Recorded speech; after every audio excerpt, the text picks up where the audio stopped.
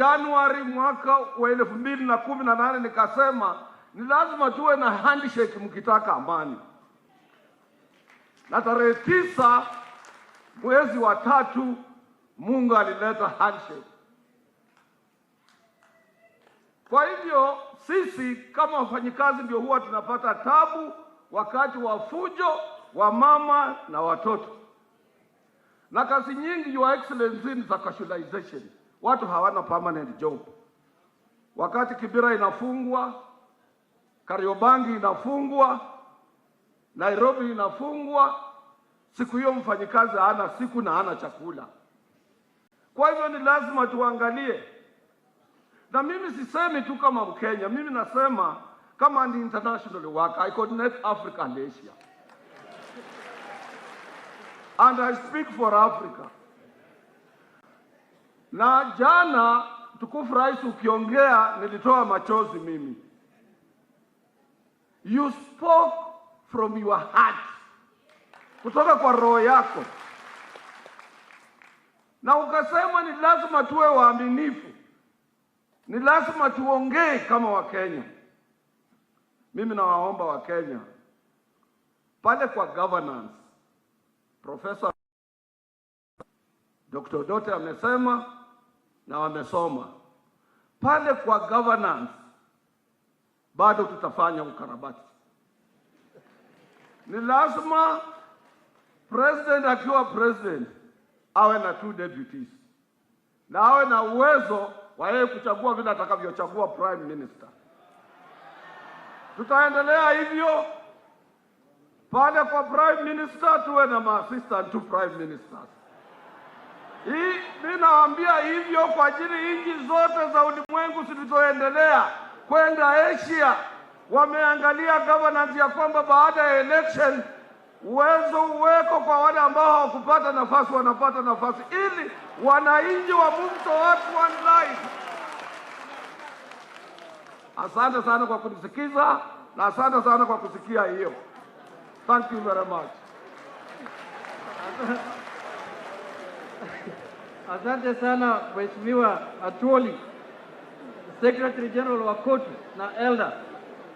Your Excellency, now with your permission, tunaenda ngazi ya juu ambaye tunataka kualika party leaders. Na ningependa kualika kiongozi wa chama cha Ford Kenya, Senator Moses Masika Wetangula. Senator, karibu.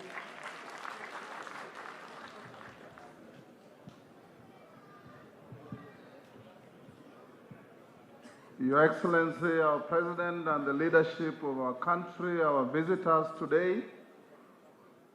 Today is a day like no other. We all stand here as Kenyans to herald a new dawn in our country. A new dawn that is likely to improve our political hygiene.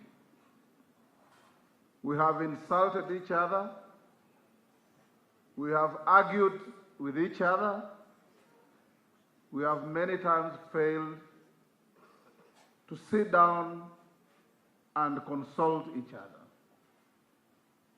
This is now the beginning that is going to open a window and a door for Kenya and Kenyans in future to read in our history about political violence and other negative behavior that has bedeviled this country at every election.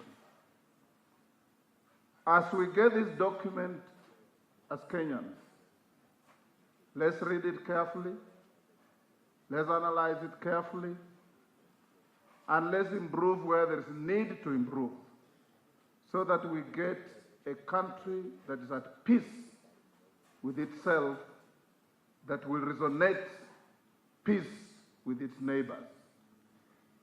Vile Waswahili husema, kuzaa si shida, kulea ndio shida.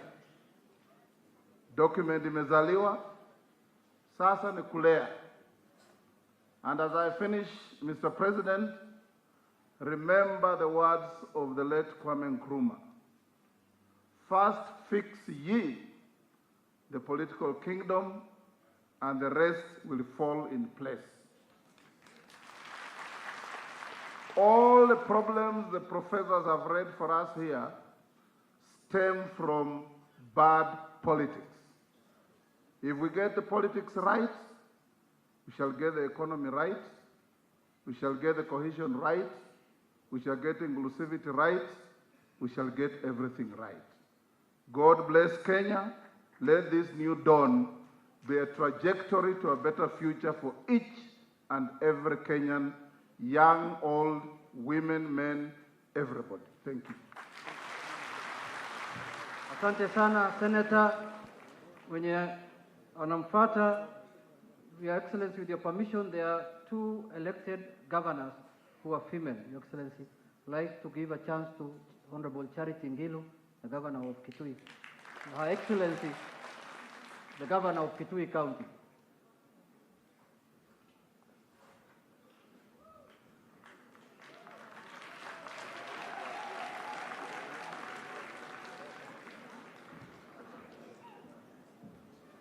Thank you very much, Your Excellency, Mheshimiwa Rais Uhuru Kenyatta, Your Excellency, Mheshimiwa former Prime Minister Raila Amolo Odinga, distinguished participants, good morning. Hamjambo. Yangu ni kusema asante sana na kupongeza sana Mheshimiwa Senator Haji na timu yake kwa ile kazi nzuri wamefanya, na kusema sisi kina mama tunasema asante kwa sababu at least what we have fought for has been retained, but we are asking now for more. We're not going to be just happy with what we have been given, because I do know it is possible that we can actually have all the positions that will go out for election. Whether you have a man, then you have a woman. And we have heard about the governor's positions, and Anne Waiguru and I have our deputies as men, which is very good. And I would like to ask that also the position of the Prime Minister gets to a woman, and then the deputy becomes a woman. We also would like, maybe even both. And the same with the president. This time around, I think Kenyans are more serious than they have been, and I want to commend very much the wisdom of the president and the former prime minister for having come together to really bring total peace in this country. The handshake of last year, in their wisdom, brought the whole country together. Had that not happened, I don't know what would have happened. Now, as we go forward, we must appreciate that this far we have come. 56 years ago, we got independence. 10 years ago, we got a new constitution. And it is true that we say there is a bit that is going to be changed. This is the time we are now changing that 20% that we said was not going to be right. I would like to say here, we governors need to look, because I've heard the professors talk about revenue. We have all the resources we have in this country. We need to look a little more on what we can do in our own counties and how we can connect ourselves with the national government so that all the resources that come to the ground can create employment for young people. If young people are not going to get jobs, for sure, we'll be talking and talking and talking. So it is our work now to ensure that young people can be given jobs. Once again, Your Excellency, congratulations.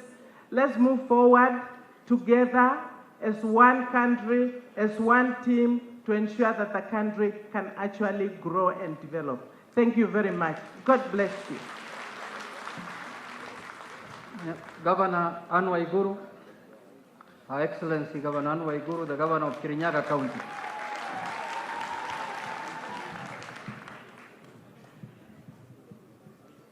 Your Excellency, the President of the Republic of Kenya, Uhuru Muigai Kenyatta, Your Excellency, the Deputy President of the Republic of Kenya, William Samoei Ruto, Your Excellency, the Right Honorable former Prime Minister Raila Amolo Odinga, Excellency Governors, Members of Parliament, Honorable Members of Parliament and Members of Senate, County Assembly members, dignitaries, ladies and gentlemen. I would like to take this opportunity to first thank you, Your Excellency, for the handshake. I have been a keen supporter of the handshake, and I would like to thank you and the Right Honorable Raila Amolo Odinga for having put all your ambitions, all your pride, all issues of party politics aside so that you can put the nation first and give us a handshake. We thank you. We thank you for putting Kenya first. We thank you for ensuring that this country now has hope. I will not talk for long. I think everything that has been mentioned, we are very, very grateful to the committee, and especially on the issues to do with gender. We have seen that now the issue of alternative gender, if a governor is a woman, the deputy governor is a man. Your Excellency and the team and fellow Kenyans, tunaomba hiyo principle isonge hata upande wa legislature, upande wa bunge, kama speaker ni mwanamume, deputy speaker awe mwanamke. Kama majority leader ni mwanamke, deputy majority leader awe mwanamume. Kama whip ni mwanamume, deputy whip awe nani? Mwanamke. We are not asking for too much. This country, over 50% is women. The people who are going to pass these documents are mostly half women. We all have our spouses. We have daughters in our homes. And I think it's about time this country got to the place of gender equality. And we thank you for that which has been done so far. We accept the proposals above for the creation of the Prime Minister. As we continue to deliberate, we also ask at the top leadership that we ensure that we have gender balance amongst the three positions of President, Deputy, and Prime Minister. Asanteni sana. Asante Governor. Sasa tunakwenda kwa chama ya baba na mama ambaye KANU, Senator Gideon Moi. The All Grand Party. Senator. Sasa waja tuende kwa kwanza kwa the leader of Amani Party, ANC, Honorable Musalia Mudavadi.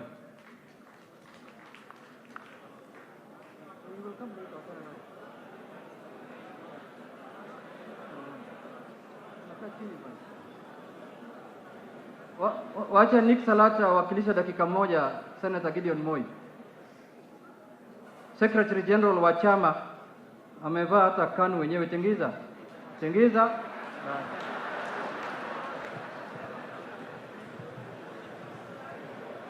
Mutanisamea.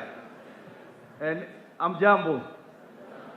Mimi ningependa kulete salamu kutoka Mheshimiwa Senator Gideon Moi ambaye angependa kuwa na sisi lakini aliitwa mahali ya kifamilia na amesema ako na nyinyi.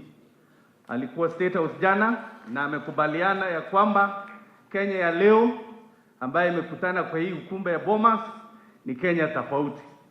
Hii ndio ile Kenya mimi naitanga ndani kabisa, ndio hii sasa.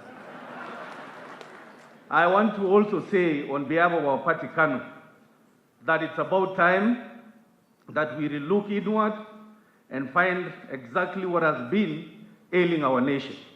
And that which has been ailing our nation is that we have the solution within us. And we look forward to a Kenya where Pepi Ben Pendo, if you remember that girl we lost, we will never lose another young child again in this Kenya. So I take this opportunity to thank the two principals, His Excellency the President and the Right Honorable Raila Amolo Odinga. Well done. This is the Kenya we want, and we congratulate you as the baba na mama chama cha KANU. Atuoli, shikilia hapo. Asante sana. Let me take this now opportunity to welcome Honorable Musalia Mudavadi, the leader of ANC party.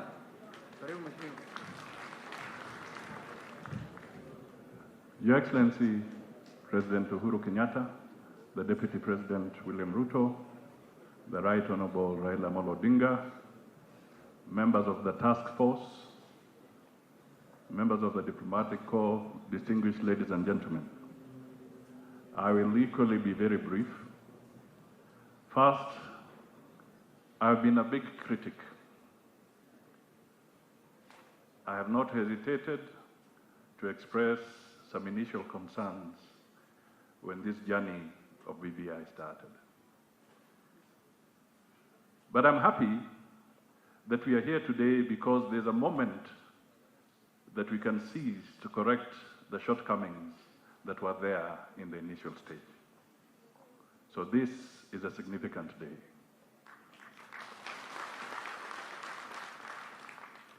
The second point I would like to make is that let us be sober in this discussion. Let us interrogate the document. I don't want somebody to read the document for me. I want to read it myself. And I hope every other Kenyan that is sitting there will today rise to the occasion and say, I am making a decision because I have read the document and not because Musalia Mudavadi has read it for me.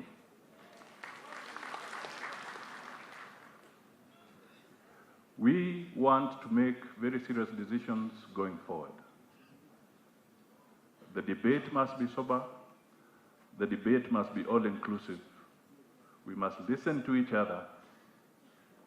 We must be persuaded by the logic of the other idea, not by how much the other person has shouted. That is the way we are going to build a better Kenya. Let us not put people in silos. Every Kenyan has a right to speak to this document so that we can all find long-lasting solutions. Kenya has a poor history when it comes to matters constitutional. We have histories of mutilating our constitution to the extent that what you start with, sometimes you don't recognize many years later. Let us be careful on how we handle the process henceforth. Your Excellency, you have a big challenge. Please, listening to the earlier speeches here, let us not convert the BBI document to a political elite document. Everybody here is talking about sharing political seats. What about motivating the civil servant? What about motivating the teacher? What about motivating the private sector? We are beginning to fall into the same trap again by making it look like the BBI is about sharing political positions.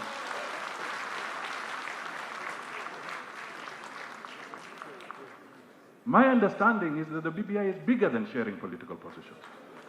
So can we focus as Kenyans and get there? And let us all interrogate.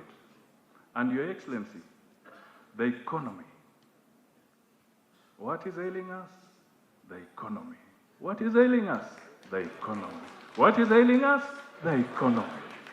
Kenya is one of the few countries that you can call a public rally at Uhuru Park on a weekday and it will be full because of unemployment. Let us do something about it. We have started. God bless Kenya and God bless all good people. Asante sana. Asante sana Mheshimiwa Musalia. Ningependa kualika Mama Janet Sitanei kama yuko na sisi hapa.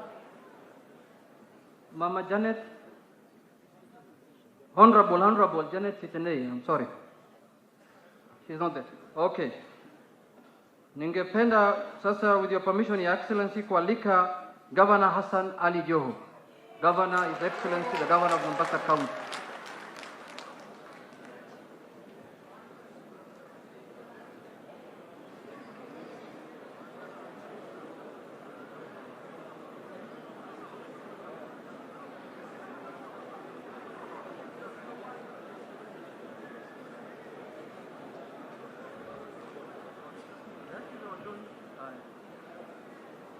Your Excellency, the President of the Republic of Kenya, Mheshimiwa Uhuru Kenyatta, the Right Honorable Raila Amolo Odinga, the People's President, the Deputy President, Mwenyekiti wa BBI na viongozi.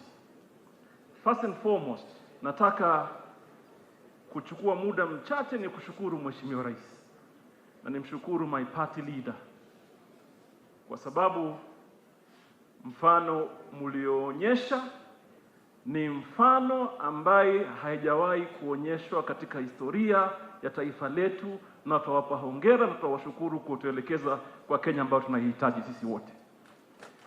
Na nimpeane pia shukrani kwa BBI team that is led by mjomba yetu Yusuf Haji. Mumetembea Kenya, mumesikiza. Now let me tell you, shida haiko na Wakenya. Shida iko kwa hii Bomas of Kenya today. This is where the problem lies. Na wewe mwenyewe umeona speaker after speaker. Kila mtu anaona kama we own this document. Let me tell you, this is just but the beginning of a meaningful national conversation. So tafadhali, don't tell me what to say. You say what you think it is right. Kwa niaba ya Wakenya. What is proposed here is not anchored kwa jiwe. These are as a result of the initiative that the President has undertaken to build a cohesive nation that appreciates diversity shall be our strength. Sio story ingine, even me and that man from the farthest part of our county, kama natoka Eldamaravini, Kwale, there are certain facts that we must look at. It cannot be possible that after every election, each party goes back to a drawing board. When I won elections in 2007, I was a young parliamentarian. Nilikuwa na furaha nimechaguliwa kama mbunge. But what happened after that? Niliingia barabarani. Na la ajabu ni kwamba niliingia na mama yangu mzazi ambaye sasa ni marehemu, nilimwona akipigwa tear gas. Why? Because of the feeling of dissatisfaction, and I'm not sure where the future leads you as a citizen of this country. So let us not shy away from saying tuongee yale yanayohusu kitu kinaitwa inclusion katika serikali yetu. I want to be able to feel I am part and parcel of a government and should be able to make a decision ambayo ina affect watu wetu. So mimi nataka niombe hii historia hapa inatengezwa leo. I plead with a lot of humility. Ubinafsi tuweke kando. Tuzungumze kujenga taifa na kusecure the future of our young people, our children and our children's children, kuendelea mbele kisiasa, kiserikali, kimaendeleo. Mimi nawaambia hakuna tena Kenya ya kuona jamii itakuwa mfuasi pekee. Jamii zote ziwe katika. The whole purpose of having this initiative is to build bridges. I am not concerned about who holds what position. My concern is that each one of us should feel we are equal Kenyans and we have equal rights and we stand for our choice. Historia ni nataka nishukuru sana na niwaambie kama wanasiasa. I want to repeat this point. Nyinyi ndio wenye shida hapa. Nyinyi na mimi. We already feel the document is ours. Whoever proposes an idea, we want to boo them. Like my friend at Wally, listen to him. na wewe sema pia tukusikize, na mwingine aseme tumsikize, na wale wote, ili tuje na document ambayo itakuwa na maisha baada ya Mheshimiwa Uhuru Kenyatta, Raila Odinga, William Ruto, Mzee Haji, Junet, hata mimi mwenyewe. Mwenyezi Mungu awabariki, awapatie kila la heri. Asante sana Mheshimiwa Your Excellency. Pale mimi ninakotoka, Your Excellency, huko tuna mila na desturi. Pale mimi nawakilisha. Na mwacha mila ni mtumwa. Sisi tunasema baba akisoma tumesoma. Na tunataka sasa hivi, nimeona body language ya baba hajasoma bado, tutampatia wiki mbili asome. Baada ya wiki mbili atesi report. Sasa Your Excellency, nataka kualika Governor wa Meru, His Excellency Governor Kiraitu. Governor, karibu.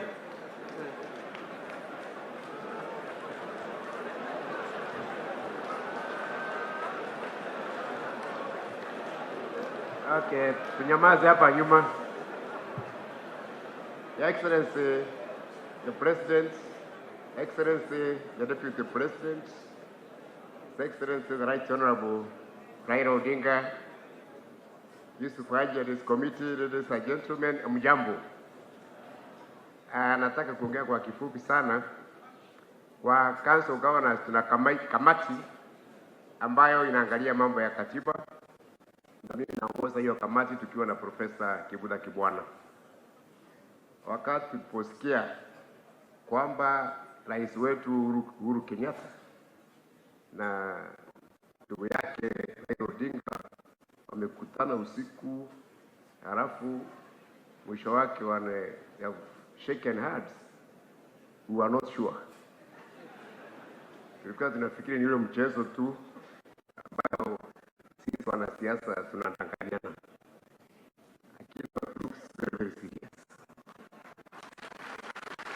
And we want to thank Excellency, the Right Honorable Minister, for that very bold step. Tena tukasikia fununu ingine. And in Kenya we take rumors seriously, especially in politics. We don't take it by chance. So tukasikia BBI wamekwenda kupanga vile watagawanya viti na vile Uhuru ataendelea baada ya hii kitu. And there was nothing about the country. It is about those two. So as governors, we also decided to have our own game, which we call Ugatuzi Initiative. He said, kama wanapanga mambo yao huko juu, hata sisi tutapanga yetu ya chini. And we said, we are only going to look at one thing, more resources to the counties. And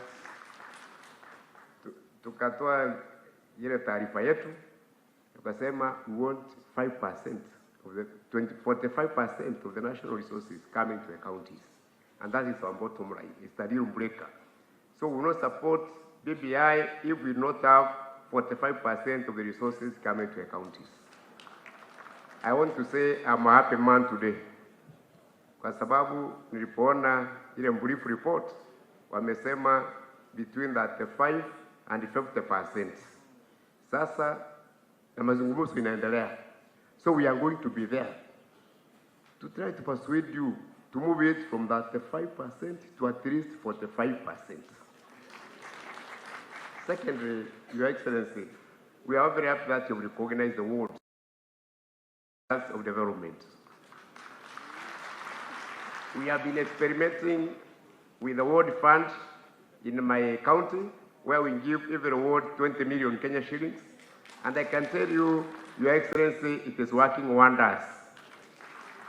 We'll be very, very happy if the country can look at that model and we push more resources to the wards so that we can have even development in every village. Your Excellency, we have to be serious because many of the people in your government do not sincerely believe in devolution. Many civil servants are frustrating us.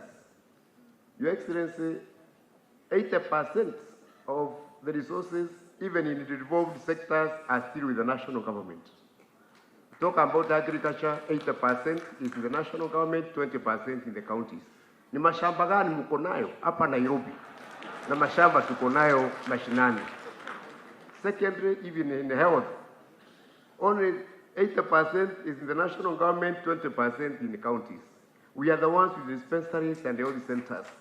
Could we have these resources following the functions into the wards?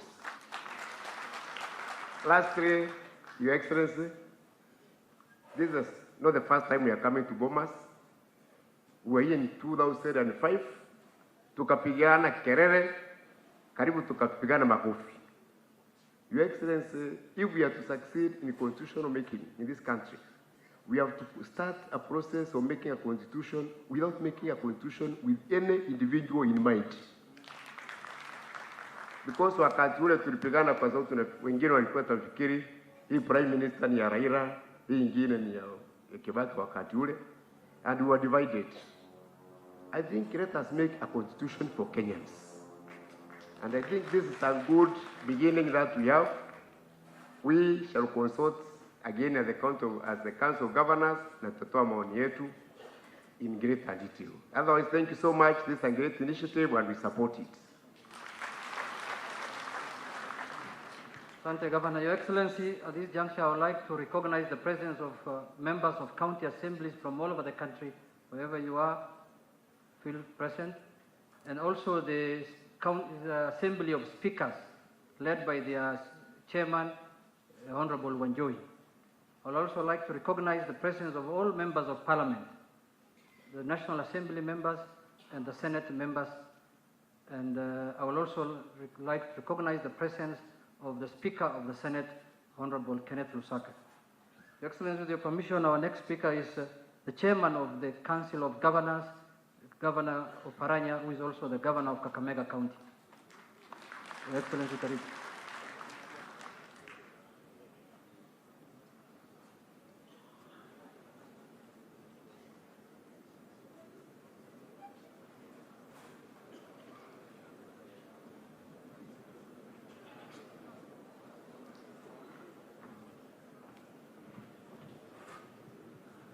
Your Excellency, the President of the Republic of Kenya, Your Excellency, the Deputy President, the Right Honorable former Prime Minister, the Chair of the Task Force, my colleagues, governors, members of Parliament who are here, and members of the county assemblies, ladies and gentlemen, hamjambo.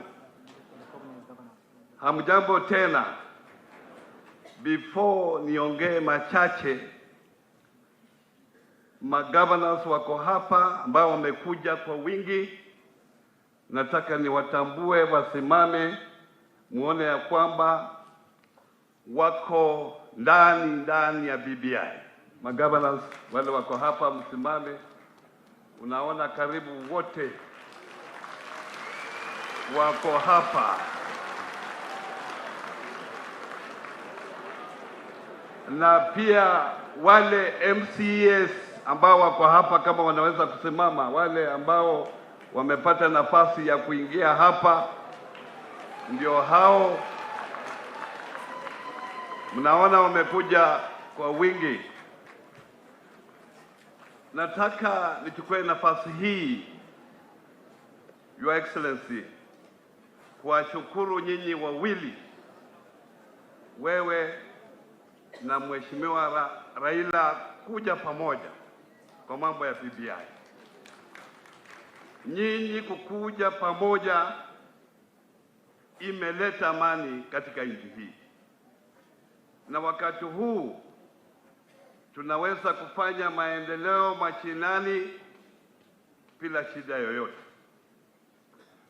Ningeomba tu wananchi ambao wote wamepata hii report waisome na mtuambie, tukiwa na maoni tofauti tutaipeleka wapi, framework itakuwa gani? Kwa sababu nimeona mambo mengi katika ukatusi. Mmeangalia lakini yako mengine. As practitioners of devolution, there are other issues that we feel as members of the devolution family that need to be addressed if devolution has to be entrenched in this document. Lakini kabla nisome brief report kutoka kwa my colleagues, Council of Governors, ukienda kwa boma la mtu mpaka upike hudi, na mwenye boma mpaka akukaribishe. Kwa hivyo ningeomba tu kwa dakika moja nimuite gavana wa hapa atukaribishe, baadaye nitasoma report kwa niaba ya Council of Governors. Governor Songo, kiwa karibu au kama uko mbali,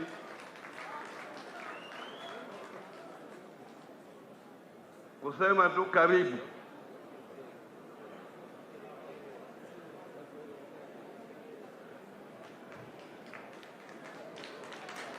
Asante sana. Kenya! Kenya! Bomas! Vijana mupo? Asante sana Mheshimiwa Rais, Mheshimiwa Deputy President, Mheshimiwa Right Honorable Raila Amolo Odinga, mzee wetu, baba yetu, babu yetu tunakuheshimu Yusuf Haji, na Wakenya kwa jumla, mjambo. Mimi sitaki kuongea mengi Mheshimiwa Rais, na napenda kushukuru pia Chairman Council of Governors kwa kunipatia heshima, kwa sababu nadhani organizers wa event ya BBI wameanguka wote. Jinsi viongozi wanakaribishwa hapa, tunaanza kuleta siasa mbovu. Na mzee Moya alitufundisha kuwa siasa mbaya ni maisha mbaya. Huwezi wacha viongozi wa nje huko kuja kukaribisha watu Nairobi, na mwenye Nairobi yako hapa. Na Rais, umekuwa ukinitetea sana. Umekuwa ukinitetea sana kila nikidhulumiwa, lakini hiyo imepita. Kwa hivyo mimi kwanza ningependa kusema hivi, jana wakati hii ripoti Mheshimiwa Rais ulipewa, mtu ya kwanza ulifurahisha ni mimi kama gavana wa Nairobi, kwa sababu uliongelea kuhusu suluhisho ya kuaddress shida ya joblessness na idleness ya vijana, ambao kwa kila uchaguzi wao hutumika vibaya. Baada ya uchaguzi wanasaulika miaka 5, wanaitwa goons, wanaitwa waizi. Hii si njia sawa. Lakini nashukuru Mheshimiwa Yusuf Haji, komiti yako imeinclude hii maneno kwa ripoti yenu. Ya mwisho, komiti inaongea about cartels everywhere, na bado inaongea mambo ya public officers kufanya kazi kwa serikali ama biashara kwa serikali, lakini haiongei cartels within government institutions, land grabbers, watu wanadhulumu mavideos kila kona ya Nairobi. Lazima Mheshimiwa Rais, na tuko na imani na serikali yako, sisi kama viongozi tujitokeze, tuhakikishe tuna address ili swala la cartels bila kufanya sheria selectively. Ya mwisho nataka kupatia mfano mmoja Mheshimiwa Rais. Kwa nini nasema mambo ya videos hapa Nairobi? Nataka kupatia mfano mzuri pale hapa ili Nairobi. Iko widow ambaye bwana yake alikuwa chef wa baba yake. Kwa hivyo tunaomba proposal yetu Mheshimiwa Rais. Sawa, tuko BBI. Ile naongea inahusu BBI bado. Kwa hivyo tunaomba Mheshimiwa Rais, Mheshimiwa Yusuf Haji, kwa zile proposal tutaweka cartels within government institution ambao wanataka mali ya widows, viwanja za umma, tuweze kudili na wao. Asanteni sana, Mwenyezi Mungu awabariki wote. Haya, asante sana. Hata umesahau kukaribisha sisi. Ulikuwa au umekaribisha. Sasa ninataka pia niwatambue deputy governors. I'm sorry, deputy governors who are here. Can you stand? Tuna deputy governors ndio hao kutoka kaunti mbalimbali. Now I take this opportunity to make a small statement from the Council of Governors. Your Excellency, the President, Your Excellency, the Deputy President, the Right Honorable Raila Amolo Odinga, colleagues, governors, cabinet secretaries who are here, religious leaders, ladies and gentlemen. It is my single most honor and privilege on behalf of the Council of Governors to be part of this historical moment of reshaping our country, Kenya, through the handshake BBI.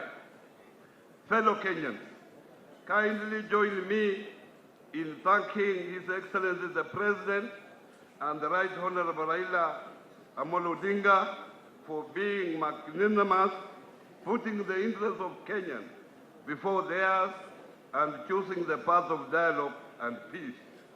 Today, the unveiling of this report to the public is a manifestation of the resolve of our two leaders that it is only a peaceful country that guarantees economic development, social, cultural growth, and political emancipation. It is only through dialogue that democracy is guaranteed and the will of the people demonstrated.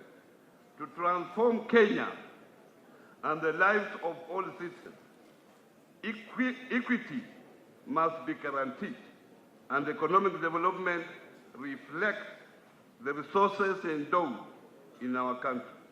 Hence, the configuration of the thematic areas of the report. Your Excellency, my joy and the joy of my colleagues, the champions of devolution, is that among the things the report addresses is the challenges facing devolution. And few of the challenges, as I have said earlier, has been addressed, but many of the challenges are still not addressed. And as mentioned by my colleagues Kiraitu, we are going to look at this document, look at our Katusi initiative, and see where we can meet. The devolution family will be robust in ensuring that devolved units are properly resourced and facilitated. Fellow Kenyans, if indeed we love our country, we have an opportunity of our lifetime to ensure that through the BBI discourse, we will develop a governance system devoid of tribal coalitions and electoral circle civil strife. Our resolve should be to interrogate the proposal contained in the report very openly, without bias and populism. At the back of our mind, we should seek answers for the following. Why did our two leaders choose the path of dialogue? To the recommendation help us achieve peace. Are we able to achieve good governance and leadership? Do we have a clear path towards achieving gender parity? And we have seen that. To the recommendation, devote more resources to mashinani. Are we able to disperse power to mashinani? How do we guarantee that going forward, corruption is not the way of life in our country? On the behalf of Council of Government and on my own behalf, may I wish all of us the best of moment as we discuss the BBI report.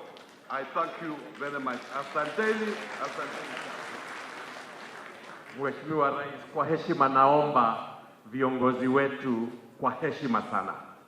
We stick to the 2 minutes as agreed earlier, and that secondly, we only recognize His Excellency the President and the leaders present. Mheshimiwa Junet, naomba sana that we stick to that.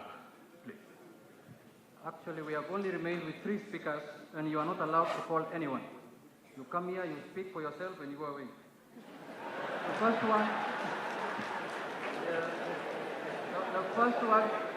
I want to invite now the leadership in Parliament led by my leader in the National Assembly, Honorable Aden Duale. Mheshimiwa, karibu.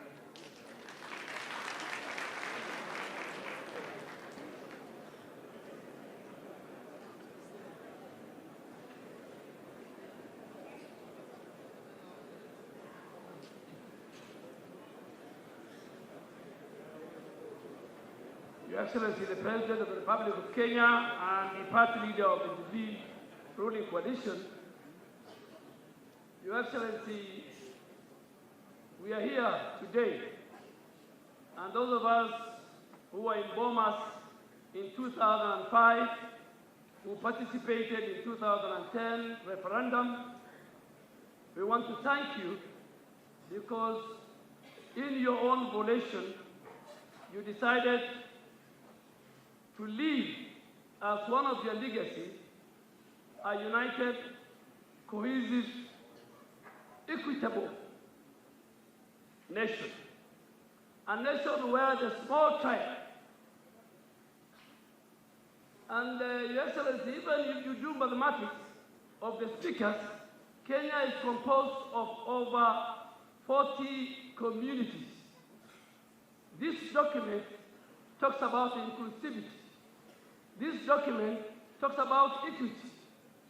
This document talks about how to end divisive elections. This document talks about the governance structure of our country. This document talks about how do we share both economic power and political power horizontally. But this document must create jobs for the people, the young people of this country. This document must make sure every Kenyan access water, clean water, and health care. But what we have seen here, Your Excellency, and we are going to see, these are proposals. You know, I've already realized there are people already who are jostling for positions. There are no positions to be dished out here. There are no positions. And we are not here to create positions for the airline. We are here, and the President brought us here as a country to make sure we have a national, democratic, transparent discourse where at the end of the day, if we will agree on these proposals through either a parliamentary initiative or through a referendum, both which are guaranteed in the Constitution, they will not be divisive and they will not divide our country. We don't want to start from here a divided nation. We will lose the purpose. And because the senator who spearheaded this function comes from my county, a highly respectable man, Mr. President, we don't want our senator and the men and women who sit here to be harshly judged by history. And I want every leader who spoke here to be honest to what he said. You must be honest. You must be honest, not that tomorrow when you are in a funeral, when you are in parliament, when you are in a rally, you talk a different thing than here. Just a minute, Honorable Junet. Just give me 1 minute. Because ultimately, if this thing comes to parliament, I will be one person who will take the lead. Your Excellency, there's a lot of dishonesty in the political class. There's a lot of kuna ulafi katika wanasiasa. There's a lot of dishonesty. What we say, we don't mean it. This is the beginning of a new Kenya. Let us, all of us, we are Muslims and Christians and people of the book. And Your Excellency, as your legacy, you should not allow a section of the leadership and bureaucrats to sabotage and divide this country. They are in the civil service, they are in the political class, they are around you, they might be your friends. You must make it very, very clear that you are going to steer this process with the rest of Kenyans and not the political class.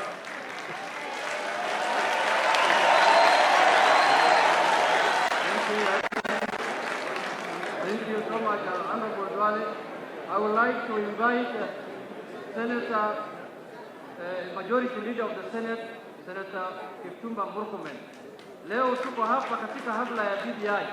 Shida ambayo iko kwa serikali ya Jubilee hiyo watatatua kando yao. Kisha tuko ndani. Hiyo ni yao.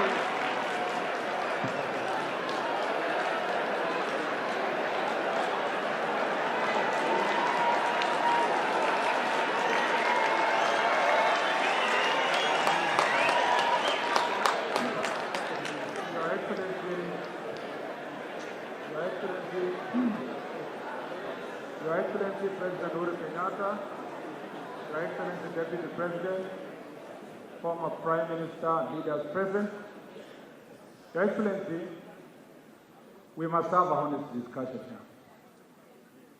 Even the way Junet, you are running the program, we must make it a honest discussion.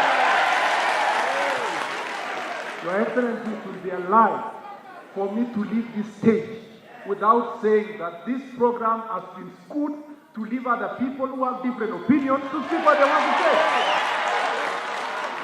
And so, whether Junet, I must say,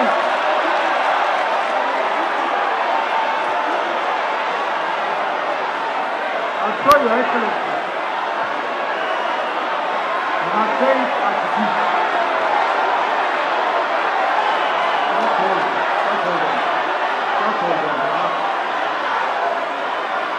If we are going to build a honest thing going forward, Your Excellency, we must be able to put our views on the ground. It starts, Your Excellency, with who mobilized the people who came to this podium. Because if this podium is going to be used to lecture other people and give other people views, we must, Your Excellency, come out and speak our voices. And so there is no way I will be told, as a leader in this country, I will be expected to sanitize politics in this nation, and our voices are not going to be heard when we speak here. Just hold on.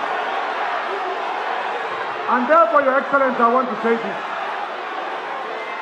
As leaders who have come here to speak for national unity, as leaders, Your Excellency, who have come here to say that this is not about politics of exclusion of other people, I demand the right to be heard.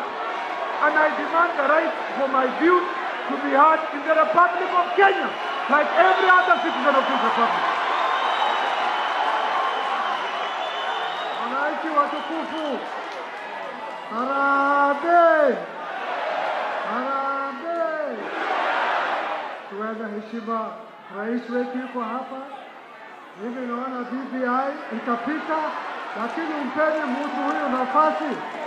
Please give him time. Wacha yeye aseme yake na sisi tufanye yetu. Asante sana. So, Your Excellency, thank you very much, Your Excellency. I think it's in maximum respect of the nation we want to build that, Your Excellency, we came here from all shapes of political opinion. And that, Your Excellency, I want to appreciate the leadership you provided in this process. Because I was among the first and among the people who are very skeptical about this process. And, Your Excellency, when I read yesterday the report, when you explained to us in State House, when I went down and sat, I slept at 4 in the morning reading the 156-page document. Your Excellency, I must say to Senator Haji and your team, I'm very proud of you today.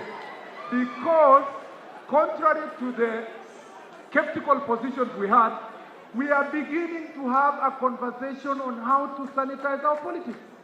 Your Excellency, starts by what Governor Joe said, being able to listen to every view, being able to give opportunity, even that Rendile, Your Excellency, who may never be the President of Kenya or may never be the Prime Minister, should have an opportunity to have a message to speak to the nation. Number two, Your Excellency, being the majority leader in the Senate, we in the Senate will stand for strengthening of devolution and sending resources to the grassroots. We, Your Excellency, will stand for ensuring that the devolution and centers of business are taken to grassroots so that young people at the local level get an opportunity to do business. Your Excellency, we will prioritize not the positions for the big boys, but for the opportunities for the young people, for the tea farmer, for the coffee farmer, Your Excellency, for every citizen of this republic to have an opportunity. And I want to say, I dare say, if it was not for your leadership, Your Excellency, I come from one of the smallest communities in Elgeyo Marakwet County, and one of the smallest communities in Kalenjin community. But Your Excellency, because of your leadership, I am proud to say I'm the majority leader in the Senate. We want a nation tomorrow where Arendile will say, I am proud to be the President of the Republic of Kenya. We want a nation tomorrow that the mobilization and the ethnic mobilization of politics is a thing of the past. And that's why we are here. And I want to promise this gathering and the people of Kenya that this document will come back to us. We in the Senate, we in the National Assembly, we at the grassroots must be able to sit down and tell ourselves frankly, Junaid, that a conversation of this nation cannot be clustered to form political alliances that are good to presenting other people to be anti-this and pro-this. God bless Kenya and God bless this republic.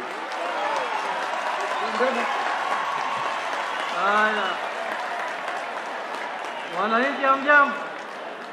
Sasa tumebaki na nataka nimesahau kiongozi wa Senate wa minority, lakini Your Excellency, you know success has a lot of fathers and failure is an orphan. So this document is success, so everybody wants to be the father of this document. That's why you're seeing emotions coming up and people talking like this. Because Your Excellency, before this document came to us, you know, it had, before the child was born today, it had acquired many names. Baba Baba Ikulu, Blue Band Initiative, Sijui Building Battalions, and Senator Karim, Senator James Orengo. Karim, sorry, Senator. Waja Senator Onge.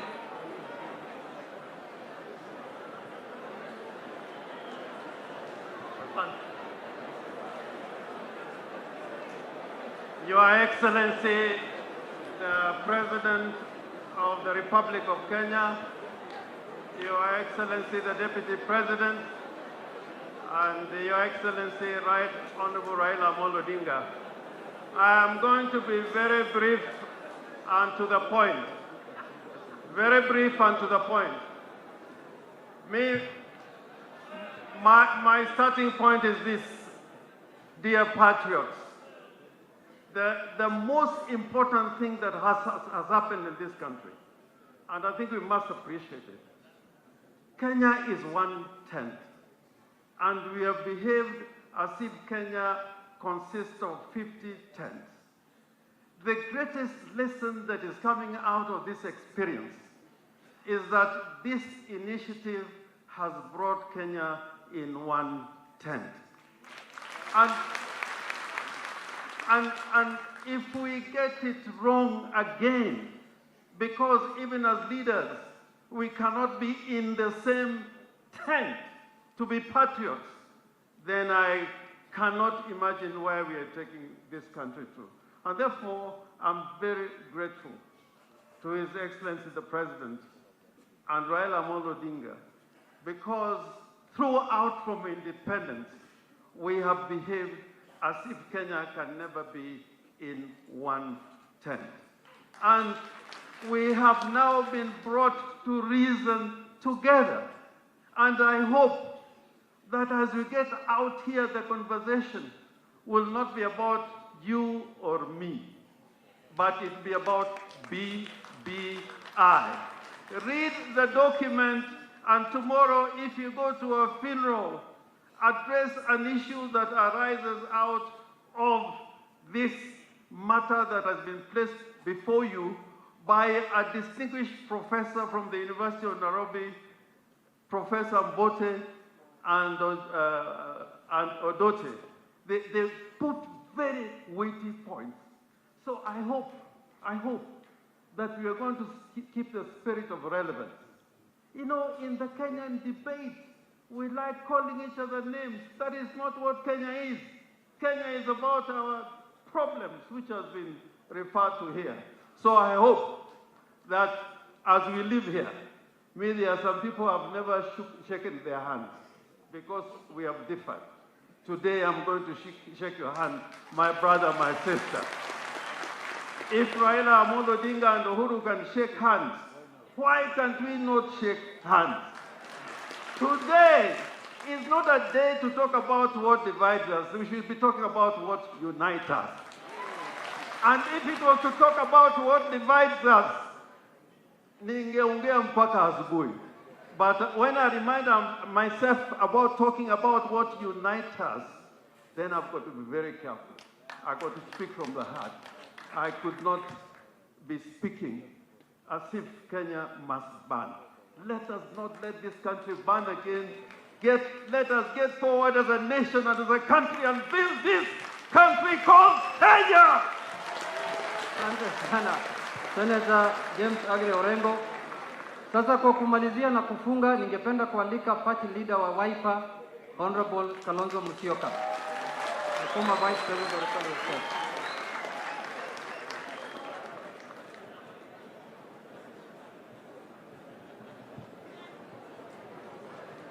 Mheshimiwa Rais,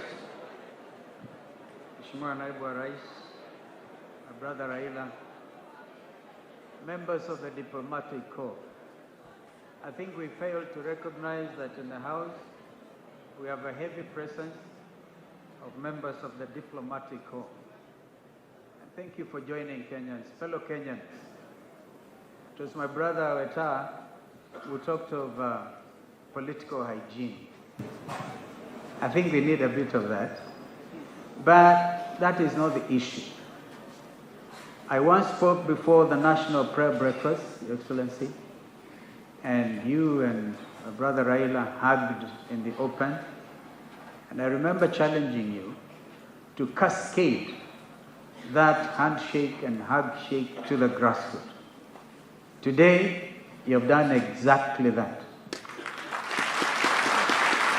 And therefore, this document, which is before us, is really heralding the beginning of a new Kenya.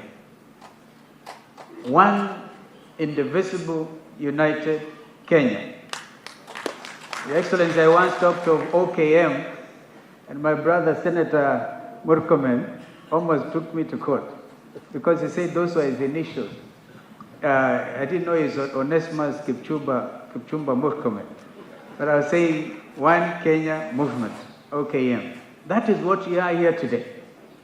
Your Excellency, if we can empty ourselves of what I call prejudice and even anger, because even the Bible, the Holy Book says that anger does not work out righteousness. It doesn't. This is not the time to be angry. Mheshimiwa Rais, I was very angry once, in 2013, in 2017, very angry. And my brother Raila, I think I overtook him in being angry.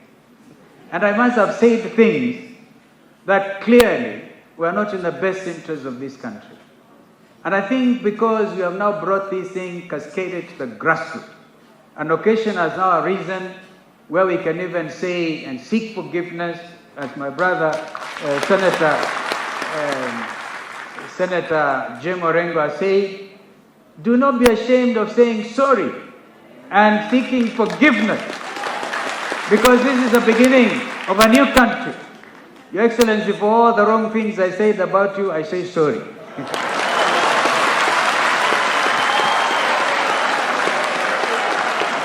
You know, one time, and please don't interrupt me because I think this is important. You know, I once stood in Jamhuri Park and I was very angry. And I wanted to be biblical. I was actually quoting from the Bible and also referring to the famous human rights crusader in the United States when he actually said that every valley shall come down and every mountain will come down. People of Mount Kenya thought I was talking about Mount Kenya coming down. And they were very angry with me. I apologize for that misconception, because this is the time to bring this country together. Your Excellency, you asked me very quickly to help our brothers in the DRC to borrow the example of that handshake with you and my brother Raila. And I went and talked to them about it. In fact, this year's National Prayer Breakfast in Kinshasa, I told them we have something exportable from Kenya in terms of political discourse. Don't hate your brother as if the world has come to an end. And I did that. I think they listened to me, President Felix Tshisekedi and Kabila. And then you asked me to go and talk to our brothers in Juba.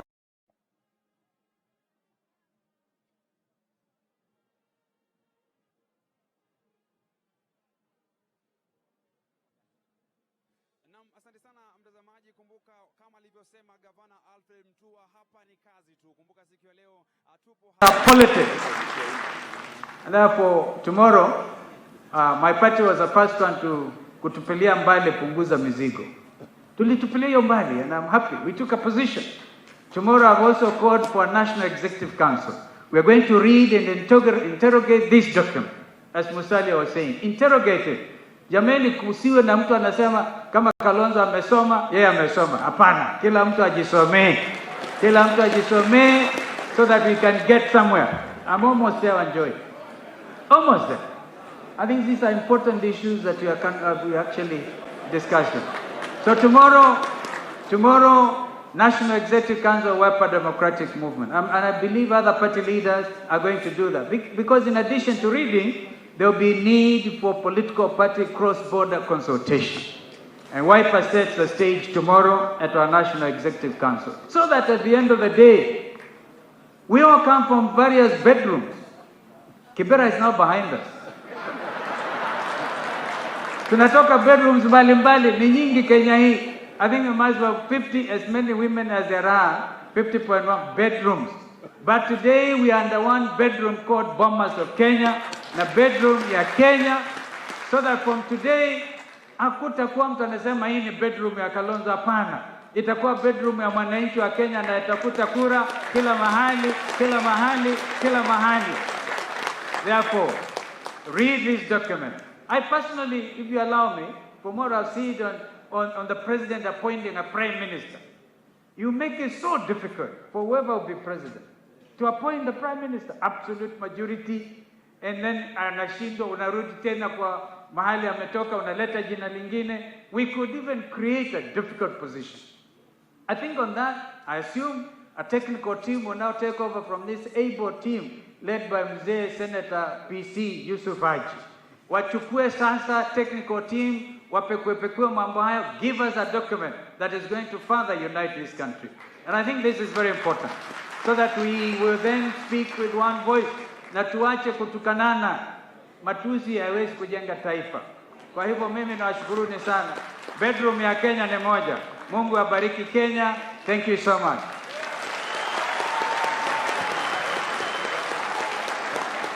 Thank you very much. Your Excellency, sir, allow me to recognize from wherever they are persons living with disability. Tuko nao na tunashukuru sana.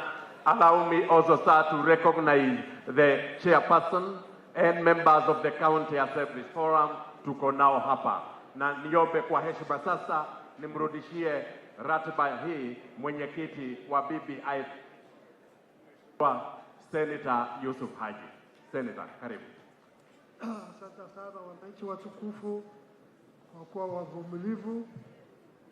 Sasa nataka kuchukua nafasi hii kumkaribisha kwa moyo mkunjufu ndugu yetu ambaye ni waziri wa nchi ya nje anayewakilisha rais ndugu wa Tanzania, na ningetaka kumkaribisha awasalamie, na waomba mpigie kwanza makofi.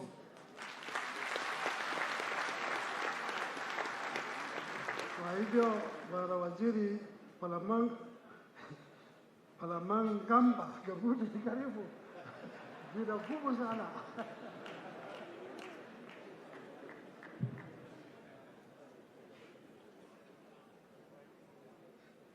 Mheshimiwa Rais wa Jamhuri ya Kenya, Mheshimiwa Uhuru Muigai Kenyatta, Mheshimiwa Naibu Rais wa Kenya William Samoei Ruto, Mheshimiwa Waziri Mkuu mstaafu wa Kenya, Mheshimiwa Raila Amolo Odinga, Mheshimiwa Senator Yusuf Haji, mwenyekiti wa kikosi kazi ya task force, kikosi kazi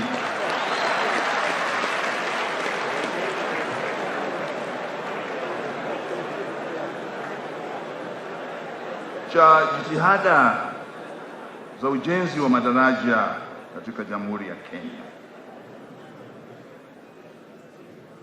Nichukue fursa hii kwanza kabisa kumshukuru Mwenyezi Mungu Rahimu kwa kuturuzuku uhai na kutujalia buheri ya afya iliyotuwezesha kukusanyika hapa siku ya leo kwa jambo hili adhimu na azizi.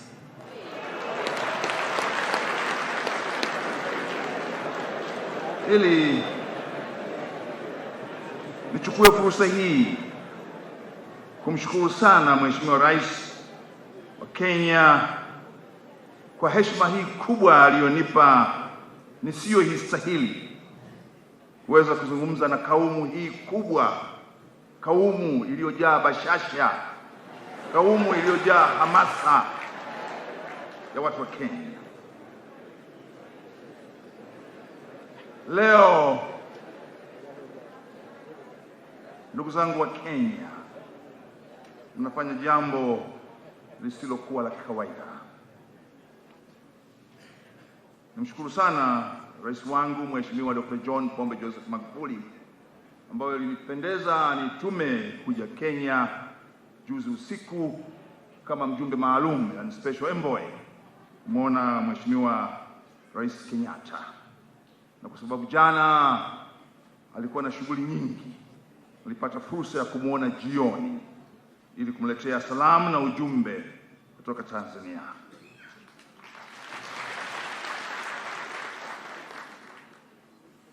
Tuliongea mengi yanayohusu mahusiano kati ya Kenya na Tanzania, yanayohusu kanda yetu na yanayohusu masuala ya kimataifa. Na moja ambalo Mheshimiwa Dr. John Pombe Joseph Magufuli alinituma nije nilete Kenya ni kueleza wa Kenya that the United Republic of Tanzania supports the candidature of Kenya for the non-permanent seat in the United Nations General Security Council. The support of Tanzania, the unflinching support of Tanzania is guaranteed because we believe Kenya has the competence to articulate, but also to be able to protect the interests of Africa in the United Nations Security Council. So we'll be together in that journey of making sure that Kenya gets that position, and it will be a proud not only to Kenya but also to Tanzania. And there are many other issues which we discussed which are not for public consumption now because the more strategic. Basi baada ya mazungumzo hayo, Mheshimiwa Rais Kenyatta aliniomba nibaki kwa shughuli hii ya leo. Nami nikamweleza sina kibali kutoka kwa Rais Magufuli kubaki. Kabla sijafika hotelini nikapokea simu ya Rais Magufuli. Akaniambia, nini kimekusibu huko? Nikamwambia mambo mengi na yamekwenda vizuri, na Rais Kenyatta ameniomba nibaki kwa ajili ya shughuli kesho. Akasema hayo sio maombi, ni maelekezo.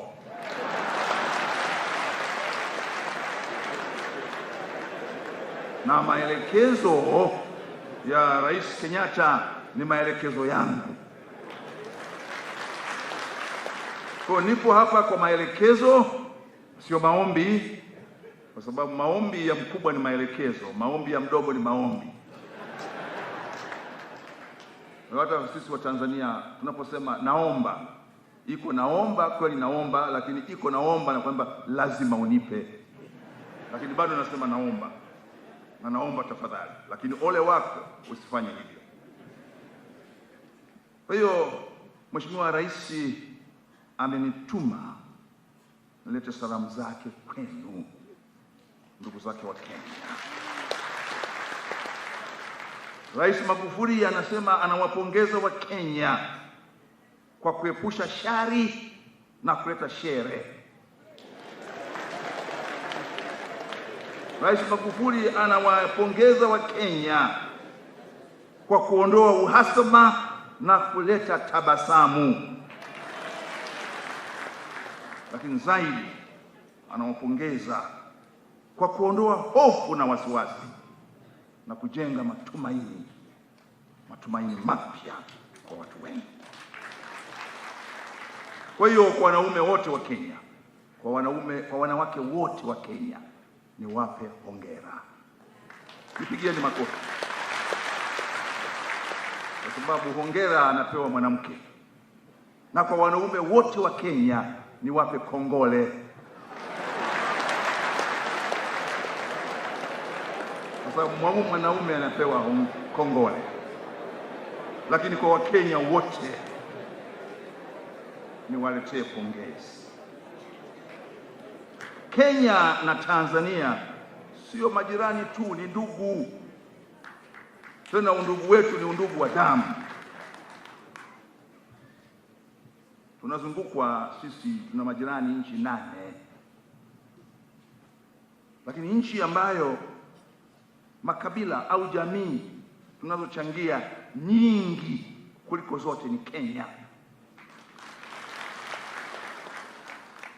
Wawe ni Wadigo wa Kenya na Tanzania, wawe ni Wataita wa Kenya na Tanzania, wawe ni Wakamba wa Kenya na Tanzania, wawe ni Wamasai wa Kenya na Tanzania, wawe ni Wakuria wa Kenya na Tanzania, wawe ni Wajaluo wa Kenya na Tanzania, wawe ni Wasuba wa Kenya na Tanzania.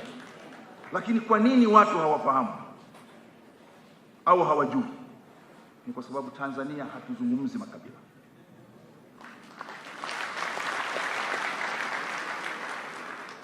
Tanzania hatukuzi makabila.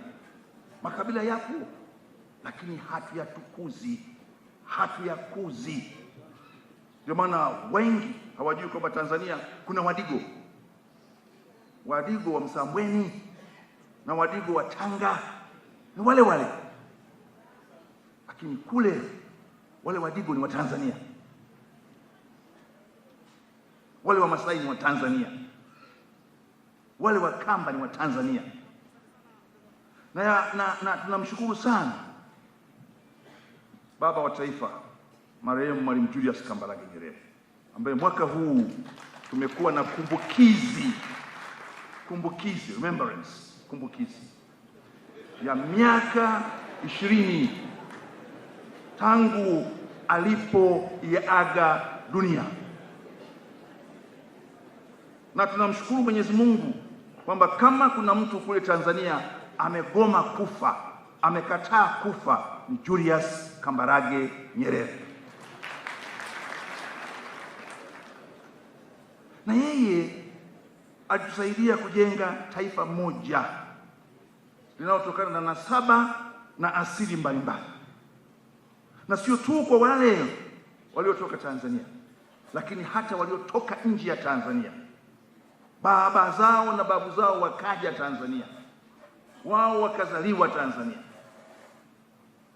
Na si ajabu wengi mnafahamu, wako watu waliotoka Kiambu, Wakikuyu, wakaenda Iringa, Mfindi, kwenye mashamba ya chai, wakazaa watoto.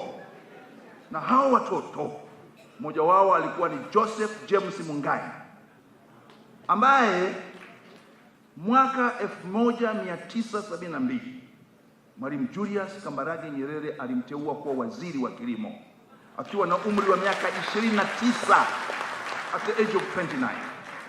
Tena alimchagua akiwa nje ya nchi, akiwa Canada, anafanya masomo ya uzamili, yani postgraduate studies.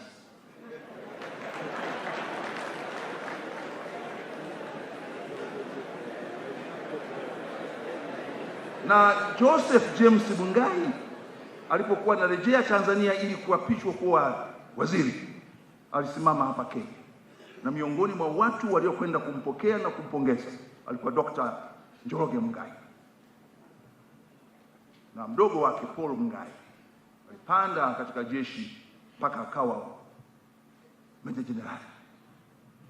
Lakini Mtanzania mwingine mwenye asili ya Kikuyu, Karanja, alipanda mpaka kuwa mkurugenzi mkuu, yani Director General wa taasisi ya utafiti wa misitu, Tanzania Forest Research Institute. Hiyo ndio Tanzania ambayo tungependa na nyinyi ndugu zetu wa Kenya mfanane nasi.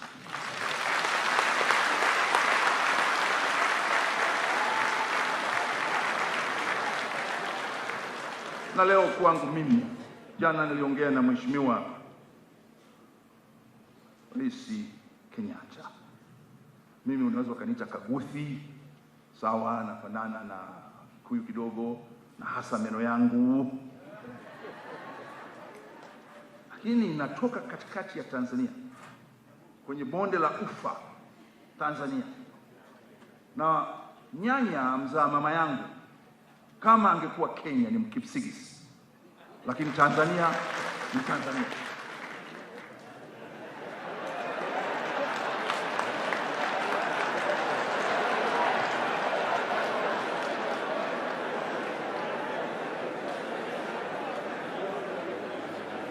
Kwa hiyo tunaleta salamu kwenu za kuwaomba watu wa Kenya kujenga Kenya yenye umoja, Kenya yenye mshikamano, Kenya yenye undugu, Kenya inayotaka kuleta maendeleo.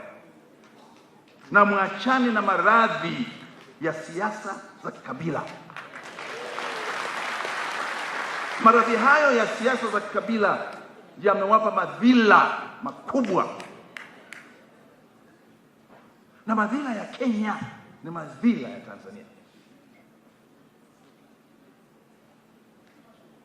Mmeruhusu mambo hayo ya ukabila kwa muda mrefu. Yamelea rushwa. Na bahati mbaya katika bara la Afrika tumeruhusu mno siasa za madaraka, politics of power, badala ya siasa za maendeleo, politics of development. Huu ni wakati sisi wote tuzungumzie politics of development. Na ndicho hicho kitu kimeletwa na hatua hii ambayo Mheshimiwa Rais Kenyatta na Mheshimiwa Waziri Mkuu mstaafu Raila Amolo Odinga walifanya kwa kushikana mikono. Na mimi ningeomba nyinyi wote sasa, shikaneni mikono. Shikaneni mikono. Shikaneni mikono.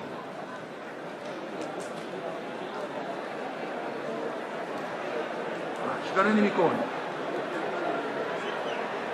Na wote pamoja tuseme Kenya ni moja. Wakenya ni wamoja.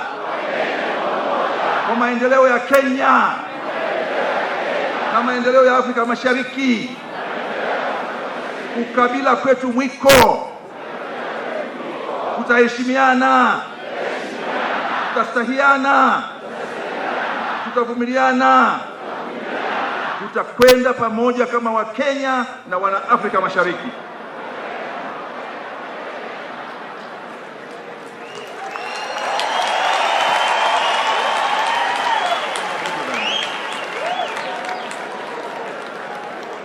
And let me say sincerely,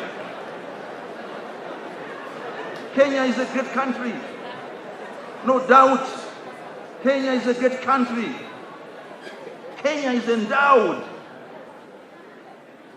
with such great people, dynamic people, entrepreneurs, innovators, people filled with talents. And sometimes you ask ourselves, why such great people of a great country endowed with such talents have allowed themselves to be dominated by the scourge of tribalism, negative ethnicity, ethno-nationalism? Why have they succumbed to parochialism, cronism, provincialism? This is the time for Kenya to stand again. You are the engine of the economy of East Africa. We cannot afford to see Kenya being dragged down or pulled down because of few selfish individuals. We will not interfere in your internal affairs. But when we see what you are doing is perilous to the prosperity of East Africa, we will say it loudly. Please stop that mess.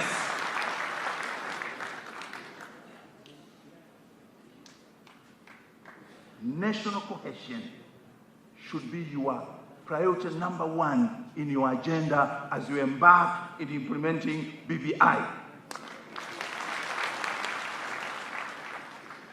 Without it, everything will go down the drain. Cohesion is the guarantee. This event today is very significant, not only to Kenya and to Tanzania. And this is why President Magufuli has allowed me to stay here. Otherwise, he wanted me to be back home yesterday night, and not this time, because it's a very significant. Pragmatism and realism in building bridges for national cohesion and the sanitization of the border politics of Kenya is urgent.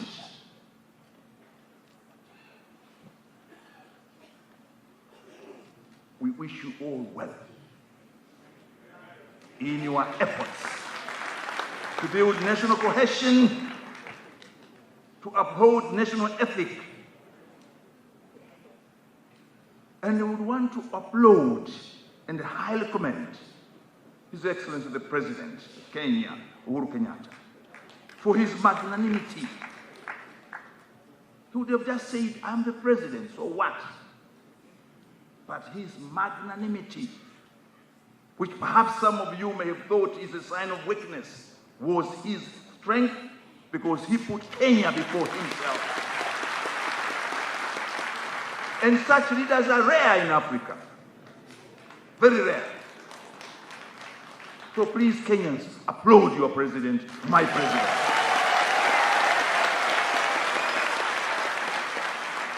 Equally, we indeed commend Raila Amolo Odinga. If he had decided to be stubborn, we wouldn't be here.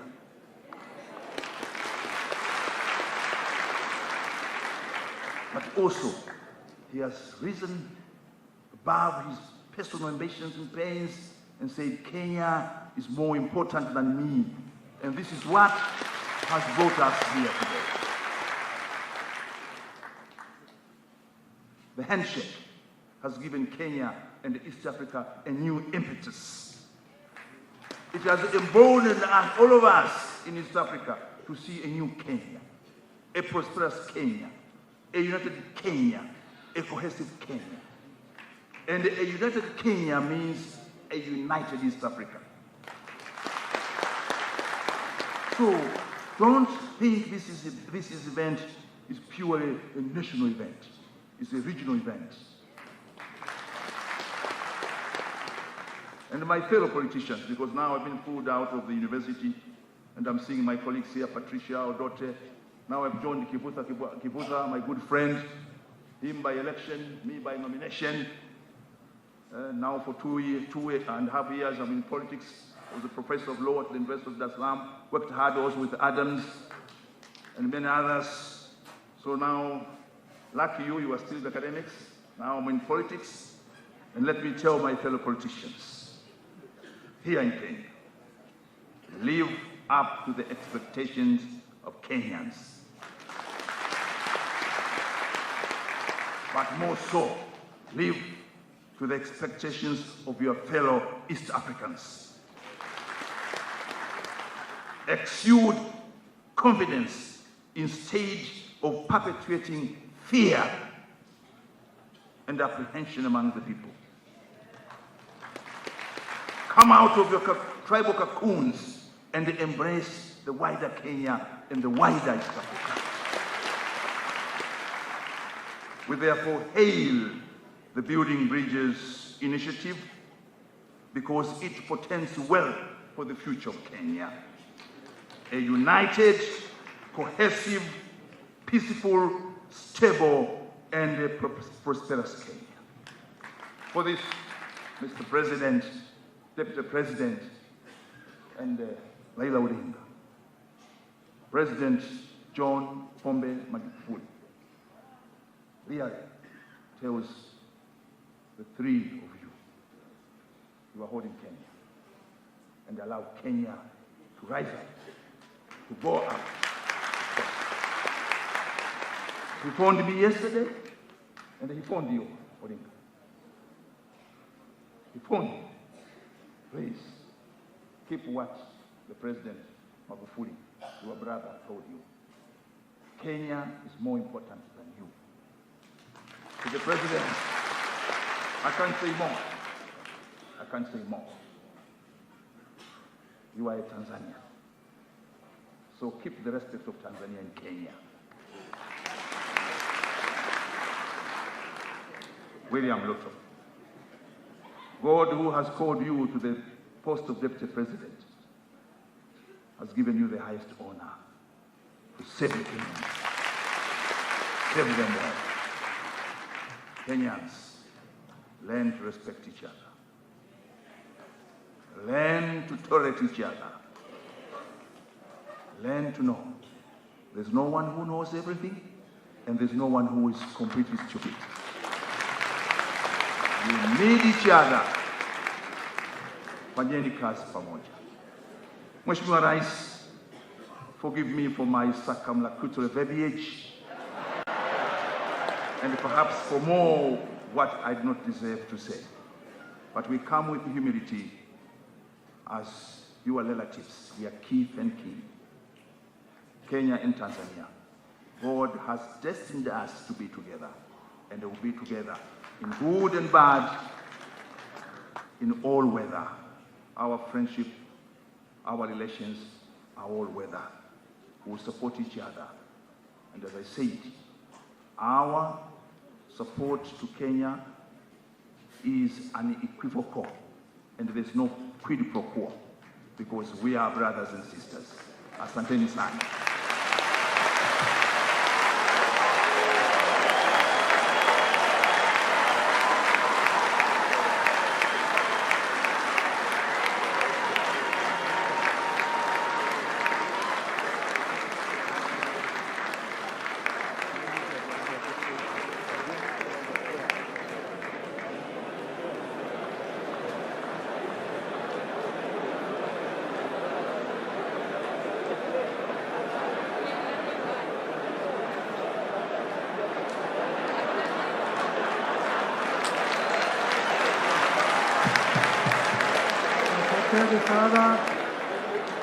Asanteni sana.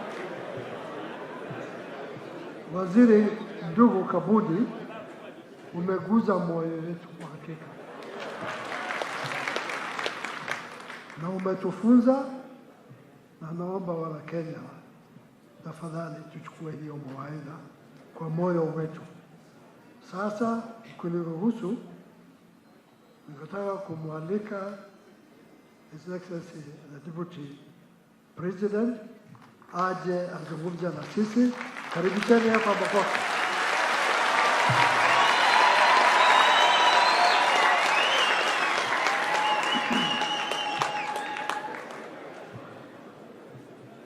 Mheshimiwa Rais wa Jamhuri ya Kenya Uhuru Muigai Kenyatta, Mheshimiwa Raila Odinga, waziri mkuu wetu wa zamani, ndugu yetu Mheshimiwa Kabudi, waziri wa mambo za kigeni kutoka Tanzania, the chairman of the Building Bridges Initiative Task Force, and your members, Your Excellencies, ambassadors, fellow leaders, and Kenyans, good afternoon. I'm Jambo. I will not attempt to speak Kiswahili today because I do not command enough vocabulary to measure up to the standards that have been set. Therefore, I will restrict myself to English. Your Excellency, this is yet another historic moment as we write a new chapter for our nation. Today, as Kenyans, we have come together from all shades to have a conversation about our present and to project into our future. I want to thank you, Your Excellency, and former Prime Minister, for the courage that you had and the patriotism that you displayed when you decided that it is time for us as Kenya, democratic as we are, belonging to different parties as we do, but to also have a conversation, not talking at each other, but talking to and with each other. And this is the moment, Your Excellency, that your initiative with Raila Odinga has brought us to. I want to say, as a leader in Kenya, that this moment of uniting Kenya that has become part of your politics will go down in the history of our nation, that you went out of your way in every time and in every occasion to bring this nation together. A very big chapter of your legacy will be around uniting the country. And Your Excellency, we want to thank God for this occasion. And we want to thank you and the former Prime Minister for doing this, not for yourself, but for us, the 47 million Kenyans.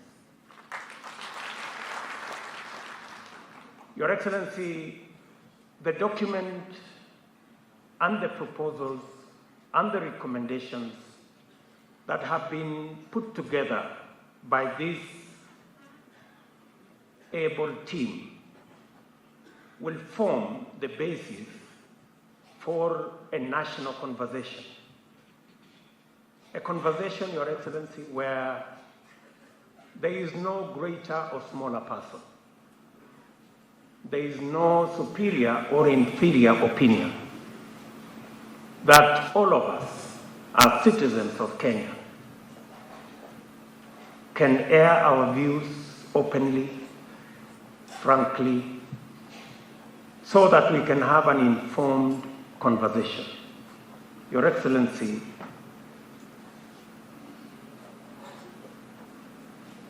as we look forward to this moment,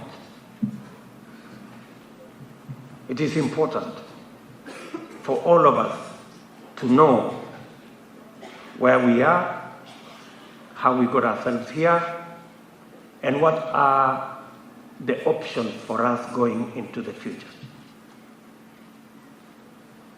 I am very happy that the document, the recommendations and the proposals that have been put forward that will form the basis of our discussion, to a good extent, Your Excellency, informs us on how to build institutions to get our politics away from personalities and ethnicities to institutions that will carry all of us, irrespective of who we are, where we come from, the language we speak, or the political party we subscribe to. Your Excellency, the building of these institutions stems from the position that all of us, irrespective of who we are, irrespective of the power we wield, we must submit ourselves to the rule of law. That all of us, to be able to build institutions, we must submit ourselves to the rule of law. We must respect institutions that have been set up. And I am happy that there are proposals on how to build and enhance the institutions of governance, that we will have a robust, maybe constitutional, opposition that will make sure that government is held to account. And that in a contest, there will be no losers or winners, that everybody ultimately will have a role to play, whether you are in government or in the opposition, in taking our country forward. Your Excellency, therein are proposals on how to manage all our other affairs, including positions and power. But as earlier speakers have said, we must be careful that we do not, this process is not hijacked by the political class and be made a subject of sharing positions or sharing power alone. This process must not address the divide between the politicians only.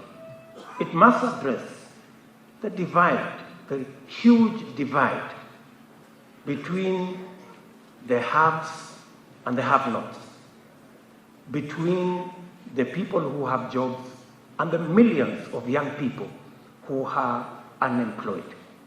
We must, as a matter of course and as a priority, make sure that this document speaks to the majority of Kenyans, their fears, their aspirations, their challenges, and look for their solutions. I am very confident that we have what it takes to make sure that we make the best of this document. Your Excellency, as this process moves to the next stage, majority of the issues, and I have to a good extent read the report last evening, majority of the issues that were canvassed by Kenyans were about ordinary people, jobs, businesses, our agriculture. And Your Excellency, you have set a perfect program under the Big Four program that will sort out our farmers, agro-processing, value addition, manufacturing, the whole housing program that will give us jobs for our young people. As we embark on this process, Your Excellency, we should accelerate the Big Four program so that in it we can also sort out some of the challenges that were enlisted under the proposals that were made by BBI. Your Excellency, going into the future, I want to agree with the leaders who have said that all of us as Kenyans must read this document for ourselves. We must interrogate. And the processes going into the future, I want to persuade us that from here going into the future, we should avoid a costly, potentially divisive, controversial processes that will divide us. It is possible for us to build consensus and arrive at the destination together, not divided.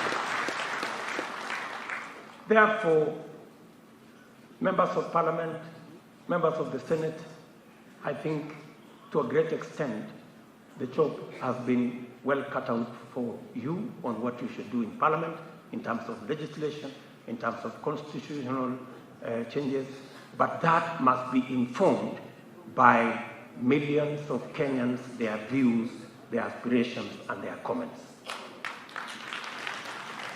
With those many remarks, ladies and gentlemen, let me now take this opportunity to invite the former Prime Minister, the Right Honorable Raila Amolo Odinga.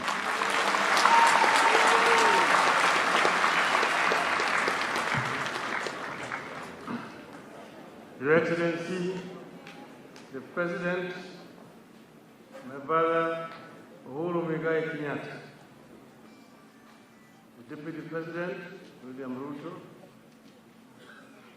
Waziri kutoka Tanzania, ndugu Palamagamba Kabudi,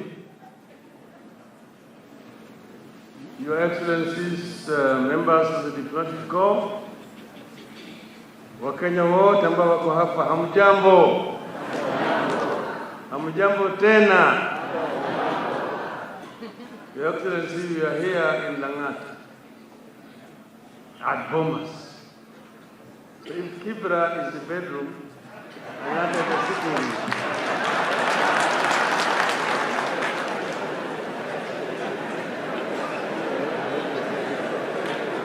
You come back to Bomas of Kenya, a historic place where we spent very many days over 10 years ago talking about the future of our country. At that time, we did not agree, and we ended up as bananas and oranges. But we have come back here to again start a new journey. You remember in August 13, 2017, that's about 5 or 6 days after the elections, we came here, invited by the Electoral Commission to announce the results. And we engaged them in an argument. And you had come here to be announced as the winner. But that did not take place. It was deferred. And thereafter, then they came and announced the results. A day later, we did not attend that occasion. Instead, we found ourselves in the Supreme Court, which did this pronouncement. And then eventually, we were not there on the 26th of October, for reasons that we made clear. You ended up in Kasarani, and we ended up in Uhuru Park.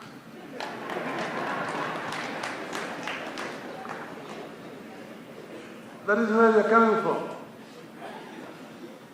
So now we ended up the president and the people's president. So unofficial. And then our people say that, oh, now that we've been sworn in, let us now remove all the portraits of the president from all public buildings in our strongholds and heap them somewhere and touch them and declare ourselves sovereign and begin to collect taxes and do our things. I looked at that and I say that that is taking Kenya to Somalia. Or to... Then, on the other hand, the president, people told him, we say that if somebody else is sworn, that is treason. Arrest him, prosecute him, and hang him. So arrest Raila now. And the president also had an issue with that. It is under those circumstances that councils of goodwill prevailed, and we ended up, me and the president, having a conversation.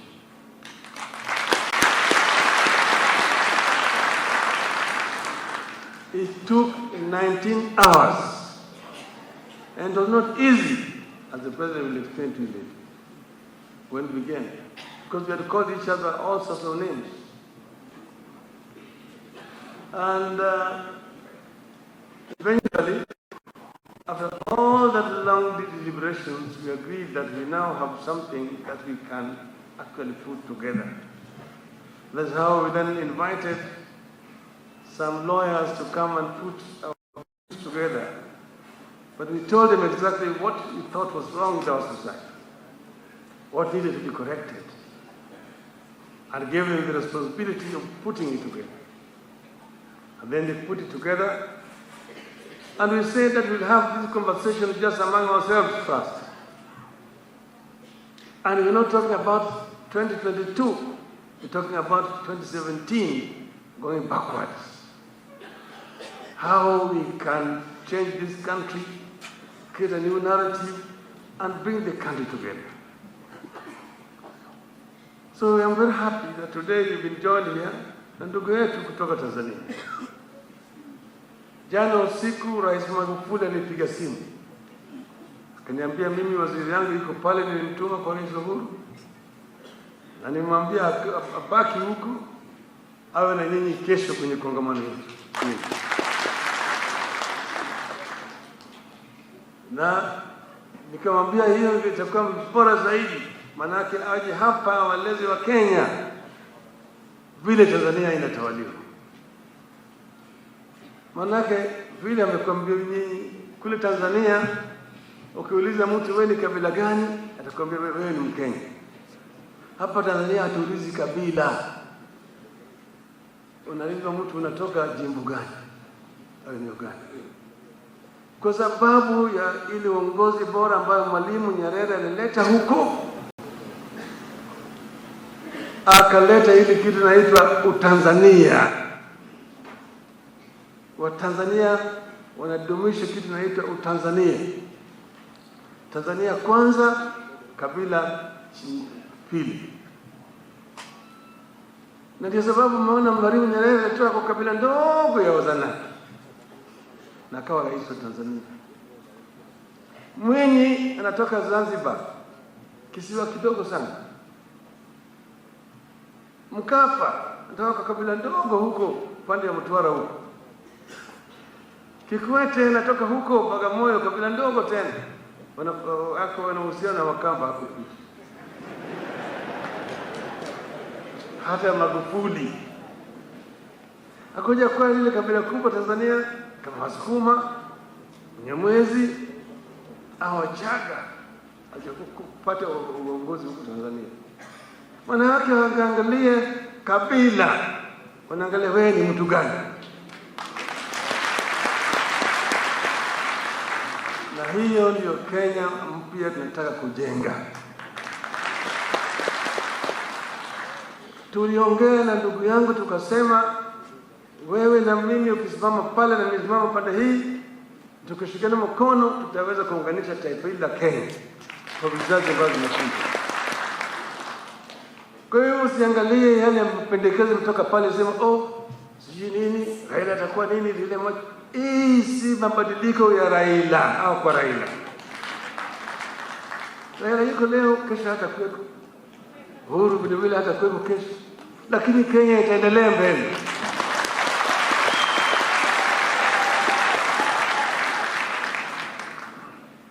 Hiyo ndio pendekezo ya kwanza ya umoja. Pili, wameongea juu ya mambo ya ufisadi. Na ufisadi tumeongea juu yake kwa muda mrefu zaidi. Si kila mara tunaongea juu ya ufisadi, lakini tunachukua hatua kambambe ya kukabiliana na hii mnyama anaitwa ufisadi. Sasa mtoa pendekezo ambayo inaweza kueleweka. Tumesema ya kwamba watumishi wa umma wasiwe watu ambao wanafanya biashara. If you are a public servant, be a public servant. Don't engage in business.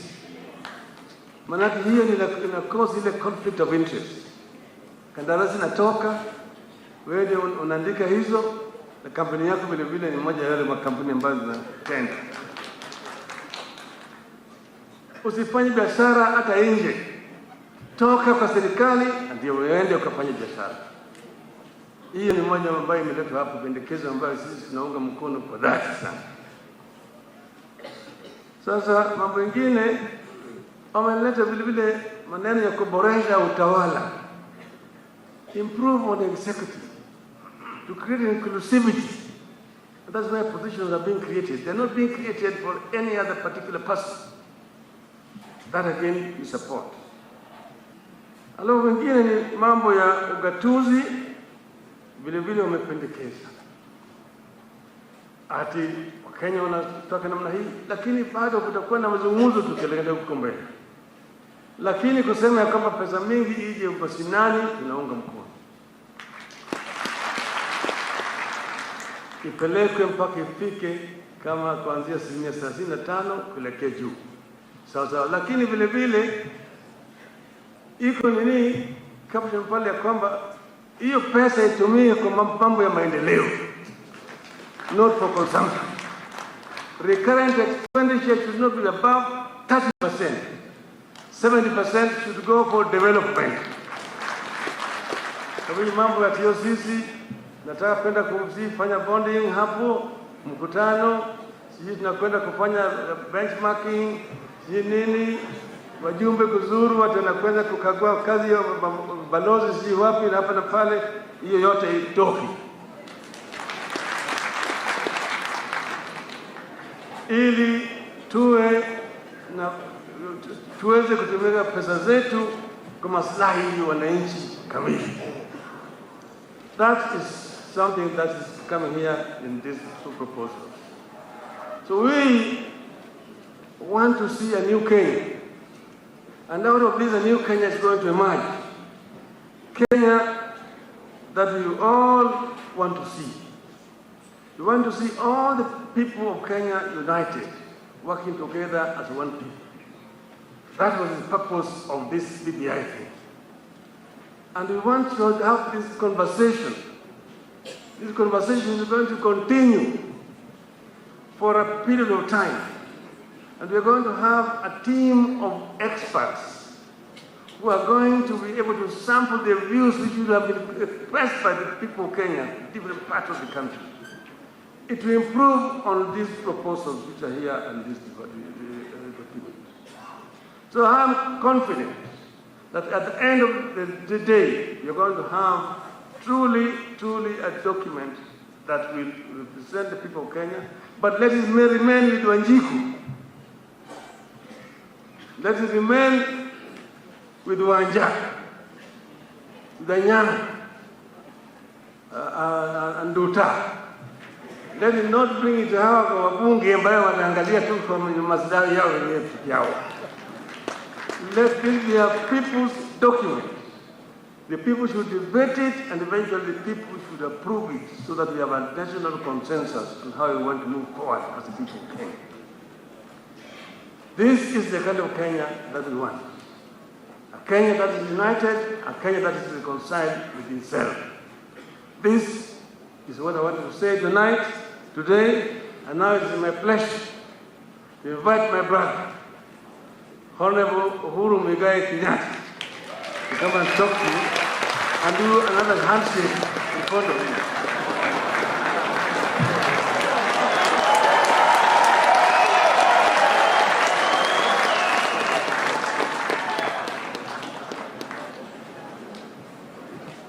Asanteni sana wenzangu, tuketi na shukuru.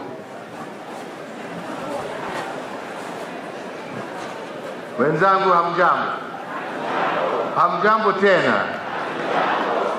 Hebu tusalimiane tu tafadhali, hata wale wako nje tusalimiane zote kama Wakenya ambao wamesanyana hapa Bomas of Kenya, sio kwa sababu ya mtu, lakini kwa sababu yetu sisi wote. Makamu wa Rais Mheshimiwa Raila Amolo Odinga, viongozi wa vyama mbalimbali za kisiasa, waheshimiwa wabunge, maseneta, magavana, ma-MCA,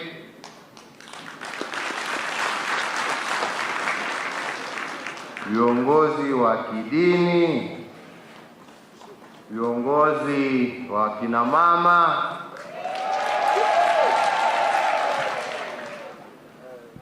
wenzetu mabalozi ambao wamehudhuria leo, na haswa mgeni wangu wa kipekee siku ya leo, waziri wa nchi za nje wa Tanzania, ndugu Kabundi, ambaye mimi namuita Kabuli.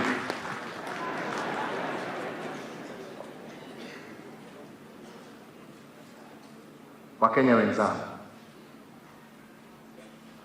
siku ya leo ni siku muhimu,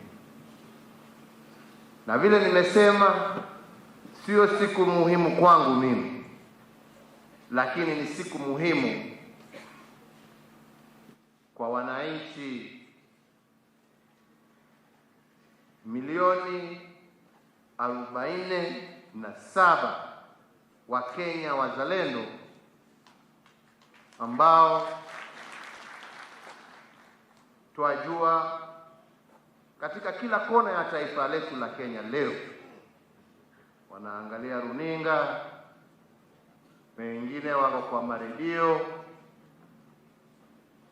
na wote macho yao, fikra zao ziko pamoja nasi katika kongamano hii hapa Bomas. Na ni kwa nini? Ni kwa sababu kila Mkenya pahali popote alipo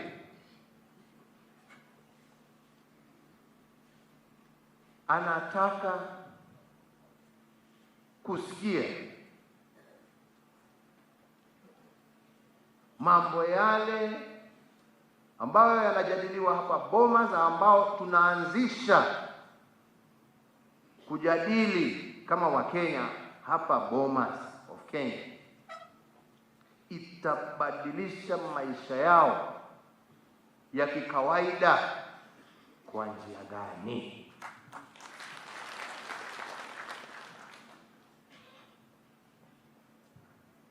Nimeshukuru wale wote ambao wameongea siku ya leo kwa maono yao na kwa kuunga mkono ya kwamba yastahili Wakenya wazalendo wawe nafasi ya kuongea pamoja kuhusu tabu mbalimbali, shida mbalimbali ambazo zinakumba maisha yao. na nikiwashukuru wote ambao wameongea. Ningependa sana kumshukuru ndugu Kabudi kwa sababu yeye ndiye ameongea roho yangu. Wenzetu, kwa muda mrefu tumeamua, na sijui ni kwa nini tumeamua kama Wakenya ya kwamba njia ya kujadiliana pamoja ni kusimama kwa jukwaa na kutoa maneno sana sana hata bila mtu kufikiria, kwa sababu nataka nipigiwe makofi. Unaelewana? Na ndipo tunaona sana sana ajenda ya taifa inakwama, kwa sababu ukisimama kuongea kama kiongozi, wewe unajiangalia kwanza wewe mwenyewe, ni nini nitafanya, aidha nipigiwe makofi ama nipigiwe kura ama niseme kitu kingine ambaye itasaidia ule mtu karibu na mimi apigiwe kura. So kama ni mambo ya kabila, tunasema sisi Wakikuyu tunasema nitwalie maamushi. Wengine wanasema tuongee yetu hiyo, msiongee sana watu wasisikie, lakini unajua yule ndio wetu ule. My friends, tumekosa kuongea kama jamii moja ya baba na mama wazalendo wa Kenya.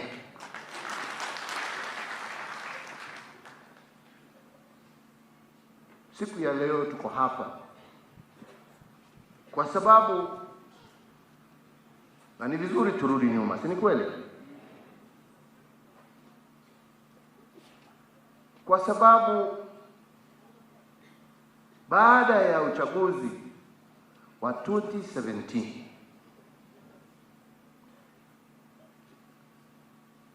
kulitokea matatizo, na kwa ukweli kama rais mimi ningesema nimeshinda na nitatawala na hakuna mtu angenizuia jameni, kwa sababu ukila kiapo tosha gari twende mbele, na hiyo ndio ukweli.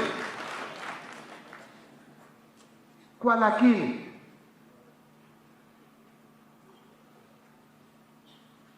taifa hili letu lilikuwa na mgawanyiko katikati.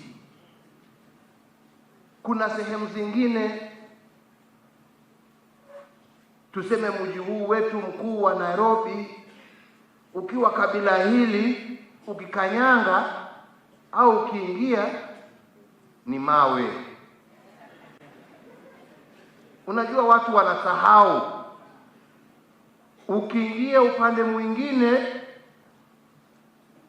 ni tabu, kioski yako inachomwa, mama mboga zake za kanyangwa.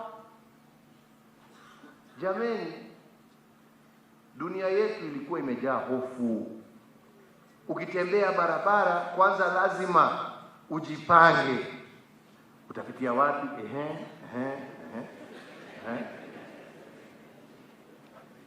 Ati ndio ufike pahali ambapo ulikuwa unaenda. These are the truths. Kwingine watu wanasema huyu ni rais, huyu mwingine, mimi sijui huyu, namna hii, namna hii. Wafanyi biashara ndio hofu. Hakuna mtu anataka kuendelesha biashara zake kwa sababu anajiuliza kesho tutakuwa namna gani. Na ndipo tukaonelea, jameni, that is not a life. Hatukuchaguliwa kwa sababu yetu sisi. Tulichaguliwa kwa sababu ya maslahi ya wale sasa wamejazwa na hofu maishani mwao. Na ni jukumu letu kama viongozi tuje pamoja. Siku ya leo, nimesema hapo awali tena, nataka kumshukuru ndugu yangu Mheshimiwa Raila Odinga kwa sababu kukutana kwetu mara ya kwanza haikuwa kitu rahisi. Kila mtu pia, hiyo hofu mlikuwa naye, hata sisi tulikuwa naye pia. Huyu mtu tulikutana naye tutaambiana nini? Tutasema nini? Na kwa ukweli wakati tulikutana, tulikunywa chai karibu dakika 45, kuna mtu anaongea, tunakunywa tu chai.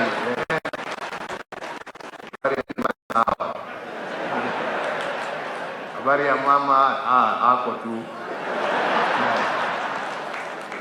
Habari ya watoto, wanasoma, wanaendelea. Hakuna maneno mengine inaweza kutoka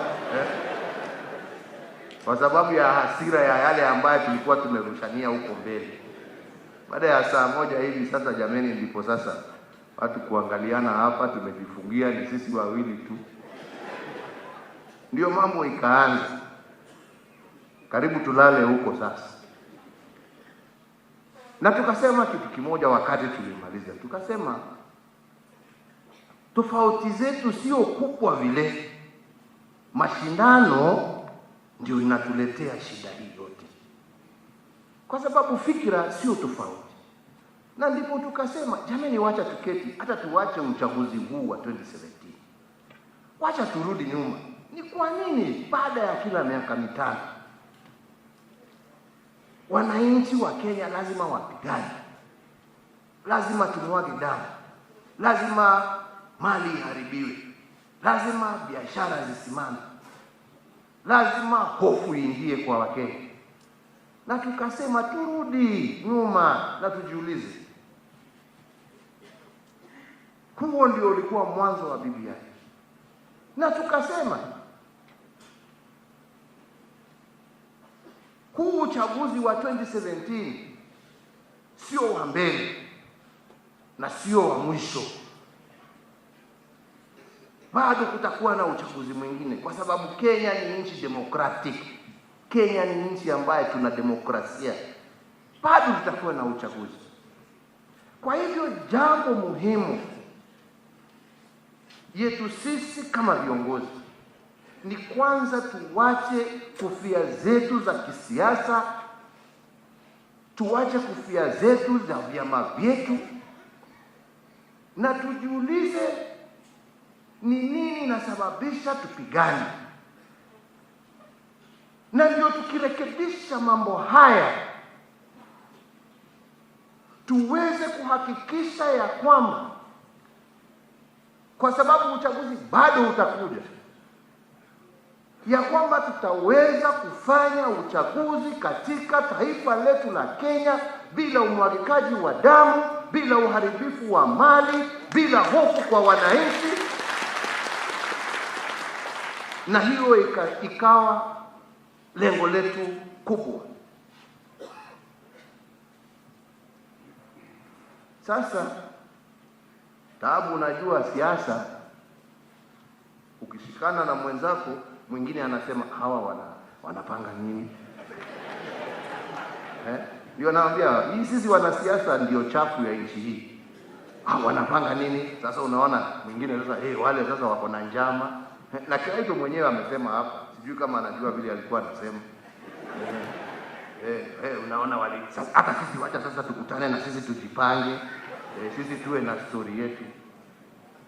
Na wengi wakasahau, na ningependa leo kuwakumbusha wenzangu wa Kenya ya kwamba vita ya 2017 au shida ya 2017 sio ya kwanza. Wenzetu 1992 tulipigana.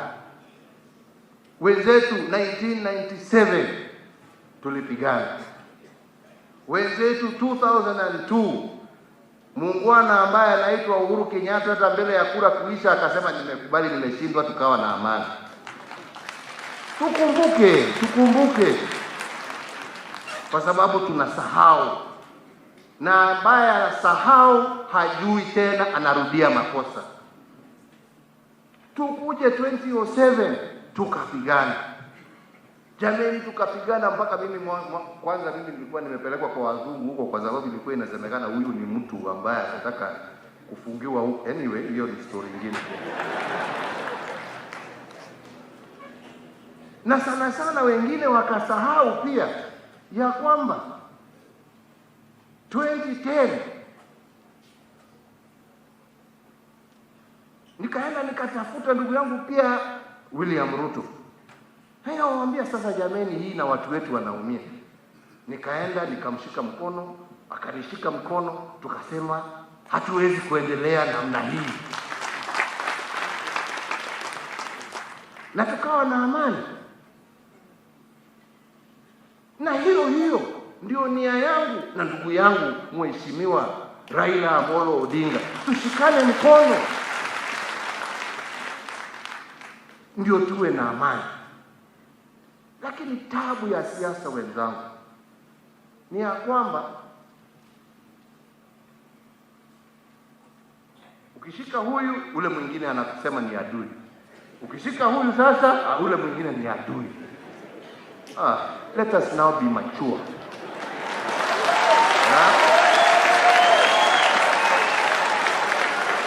Let us now be mature. And I appeal especially to the political class. Don't divide these people, they don't deserve it.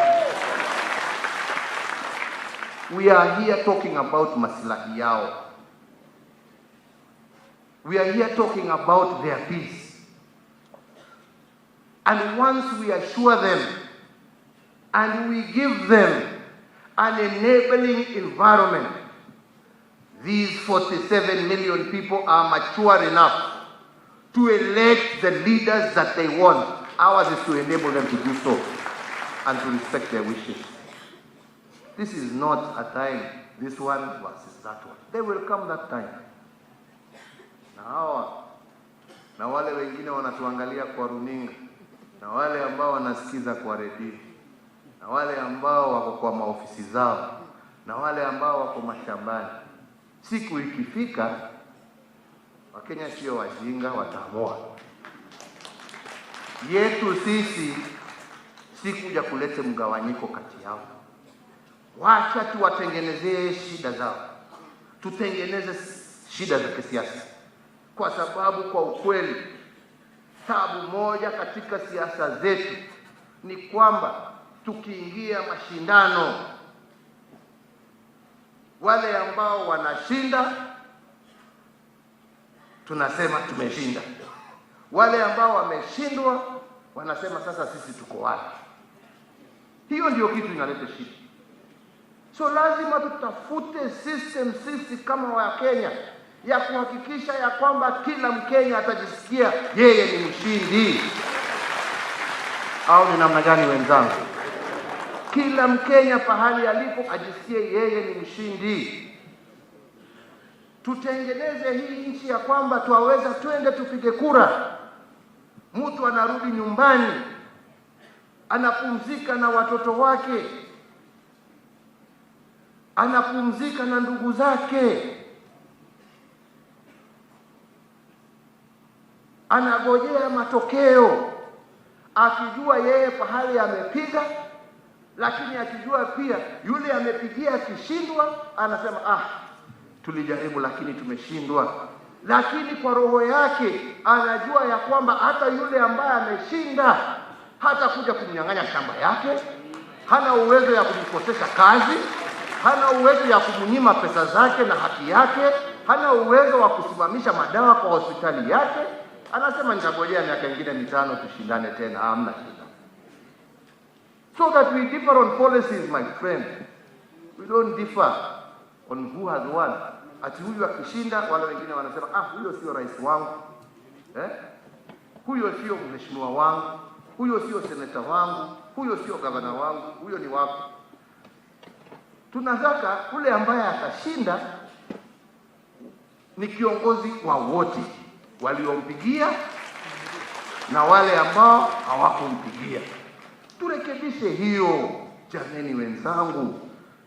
Na hiyo sio tabu, hiyo sio kitu inataka. Let us talk about it and find out what is that we can do to make sure that the resultant product of an election is inclusive and nobody feels left behind. Nobody feels left behind. Kura ni siri. Kura ni siri. Kulingana na maono ya wananchi na kulingana na maneno ya wale ambao wanatafuta kura. We shouldn't force each other that we must accept. Mimi ni Mkikuyu, lazima nimpigie Mkikuyu. Mimi ni Mkalenjin, huyo ndio mtu yangu. Mimi ni Mjaluo, baba akisema tumesema. Hapana. Hapana. Siku ambayo tutajua tumeshinda ni siku ambayo kama Raila anatafuta kiti aende Kiambu na apewe kura kabisa. Kama ni Ruto anatafuta kiti aende mpaka Siaya na apatiwe kura kwa sababu ya yale amesema. Hai jamani. Kuna story nimerudia na nitarudia leo, wengine wanakasirika nikisema, lakini sio. Mimi nasema kwa roho safi. Kwa sababu hiyo ndio furaha yangu. Unaona? Kutoka tushikane mkono na baba.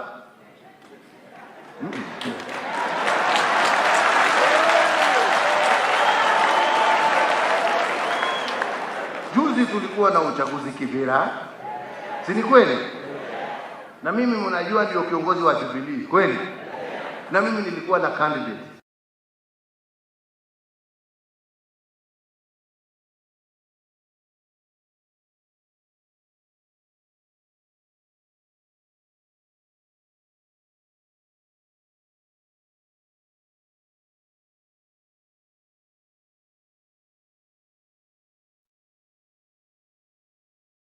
Elimu bila shaka ni nguzo maalum katika makuzi ya jamii. Hapa tunaangazia mtaala wa masomo, mtaala mbadala. Mtaala mpya ambao tunazungumzia wa CBC unajaribu kumkuza mwanafunzi kuweza kufikiria kando na vitabu. Mitindo tofauti ya masomo pamoja na changamoto zinazoikumba sekta hii. So kwa changamoto zipo, kutafuta kazi, kitambo mtu akuamini wewe unaweza unda hiyo, unaweza unda hii. Analipwa shilingi zake 10,000, mimi nalipwa zangu 12,000. Mwajiri mmoja, kazi sawa, shule sawa. Itakuwa pale hatuna usawa. Washikadau katika sekta ya elimu waliketi chini na wakatoa viwango vya usalama shuleni.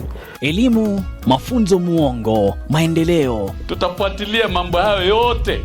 Yote haya katika kipindi hiki cha Elimu na Walimu na Andrin Kileme.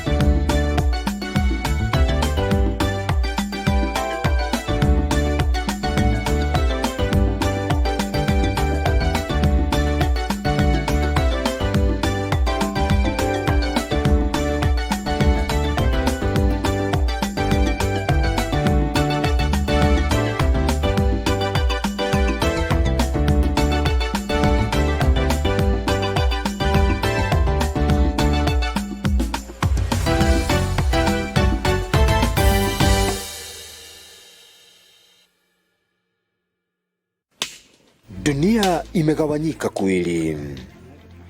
Dunia vichungu na dunia vitamu. Raha, karaha. During hiyo wakati mtoto alikuwa anakaa anagonjeka, kila wakati anagonjeka. Dhulma. Ungekuwa na sherehe yote nilikuwa nalazimika kufungia watoto kwenye nyumba. Ukuta kupika kona aende huko na kula risasi. Kufika pale naongea kisu ya ami, kichwa naenda peke yake. Mapenzi na ukatili ni baadhi ya vigezo vinavyotenganisha dunia hizi. Huenda ukawa katika dunia moja leo na kesho ukaingia pili. Tunazama kwenye dunia hizi, tukiibuka tukujuze. Kipindi ni Dunia ya Pili, runinga TV 47, nami ni Wabogo Yusuf.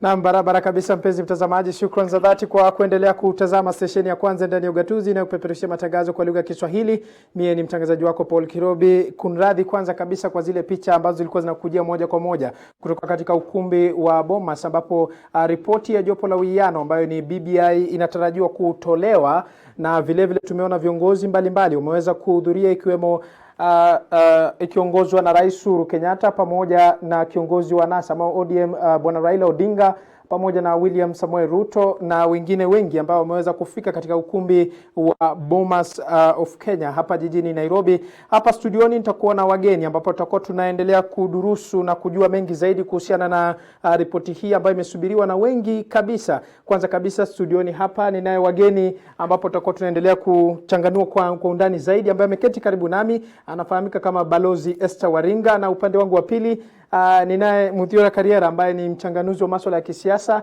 na uongozi, na nakumbuka mwaka 2017 aliweza kujitosa katika ile swala la kisiasa na kuweza kuvai. Karibuni sana kwenye studio za TV 47. Shukran. Na tumemwona Rais Uhuru Kenyatta pale akizungumza waziwazi na kusema kwamba BBI ina ripoti ya BBI ina masuala mengi sana ambayo itakuwa inaangazia, mojawapo ikiwemo ni kupigana na vita na swala la ufisadi, ikiwemo kuleta umoja na mambo mengi tu. Na vile vile kwenye hotuba yake alipokuwa anazungumza akasema kwamba itakuwa ni jambo la busara iwapo siku moja kinara ODM Bwana Raila Odinga atakapoenda pale Kiambu na kuweza kupata kujizolea kura. Na vile vile akasema kwamba iwapo naibu rais William Ruto atazuru maeneo ya siasa ataweza kujizolea kura, na kuwepo na ile umoja na kusiwe na uchafu katika masuala ya kisiasa hasa wakati wa uchaguzi. Tukiangalia taifa la Kenya mwaka 2017 kulishuhudiwa vurugu na haikuwa ni jambo kidogo ama lenye upesi, ilichukuliwa na uzito sana. Je, tukiangalia katika masuala ya siasa taifa letu la Kenya katika hili jambo la uongozi, tuko katika nafasi ya gani, Bwana Muthiora Kariera? Nitasema kuwa Kenya leo ina mwamko mpya iwapo sisi wote tutaikumbatia fursa ambayo Mungu ametupa. Naam. Kwa mara ya kwanza tunaona kiongozi wa Kenya anakubali kwamba kuna tatizo kuhusu uongozi wa taifa. Na ili kuepuka majanga siku zijazo, kabla niondoke, acha nifanye nini? Nihakikishe kwamba tunakarabati hali ili kusije kukawa na umwagikaji wa damu, uharibifu wa mali na uchumi pia kudorora kutokana na masuala ya uchaguzi. Naam. Kenya itafanya vema iwapo baada ya leo tukishapokea hii ripoti ya BBI, tutaidadavua na baada ya hapo tutaongezea yale ambayo yatakuwa ni pungufu. Naam. Yatakuwepo masuala kadhaa ambayo pengine hayatoshi, tuyatoe. Kenya liwe ni taifa ambalo litazaliwa upya hivi karibuni baada ya mapendekezo ya ripoti hii kutekelezwa. Cha muhimu zaidi ni kwamba ambavyo rais amejitolea kufanya hii kazi wakati bado yuko kwenye hatamu, implementation, ile kutekeleza, isije ikawa ni donda tena kama ambavyo tumeona na ripoti ambazo zimefanywa hapo awali. Naam. Balozi Esther Waringa, je, muonekano wako ni gani kuhusiana na uchaguzi ambao sisi kama taifa la Kenya tumekuwa tukijihusisha na kwa miaka si moja? Shukran sana, na ningependa kwanza kwa kushukuru His Excellency the President Uhuru Kenyatta, His Excellency Honorable Raila Amolo Odinga na pia kamati ya BBI. Manake kila Mkenya anajaribu awezalo kutatua zile shida ziliomo katika jamhuri. na rais wetu amesema ya kwamba hatuwezi sema ya kwamba hatuna shida ya kutatua katika uongozi wa jamhuri. Kwa hivyo hatuna shida sisi kama Wakenya, tuna shida mingi sana. Rais alisema tuko na shida ambazo zinahitajika kutatuliwa katika Jamhuri ya Kenya, na ndiposa wakaunda hii kamati ya BBI. Lakini tungependa kusema ya kwamba hata hii ripoti ya BBI imesema uchaguzi is a curse. Naam. Kiswahili ni laana. Wamesema ya kwamba BBI report imesema ya kwamba uchaguzi ni laana katika Jamhuri ya Kenya. Na hapo immediately after that cross wamesema ya kwamba ati bado rais atachaguliwa na ile uchaguzi ambayo wamesema ni laana. Sasa yangu ningeomba ya kwamba kama hiyo kamati ama Wakenya wafikirie, unajua wanasema ya kwamba there are many ways of killing a cat apart from hanging it. Kwa hivyo sio lazima tuzarishe uongozi kupitia ile njia tuko na laana nayo ya uchaguzi. So we have to think, we have to keep exploring kama kuna njia zingine za kuzarisha uongozi bila kupitia kwa hii. Kupitia kwa ripoti ya BBI sio njia mbadala. Kupitia kwa ripoti ya BBI ili kuweza kutatua hili masuala ya kisiasa. Ni njia ambayo inafaa ama haifai?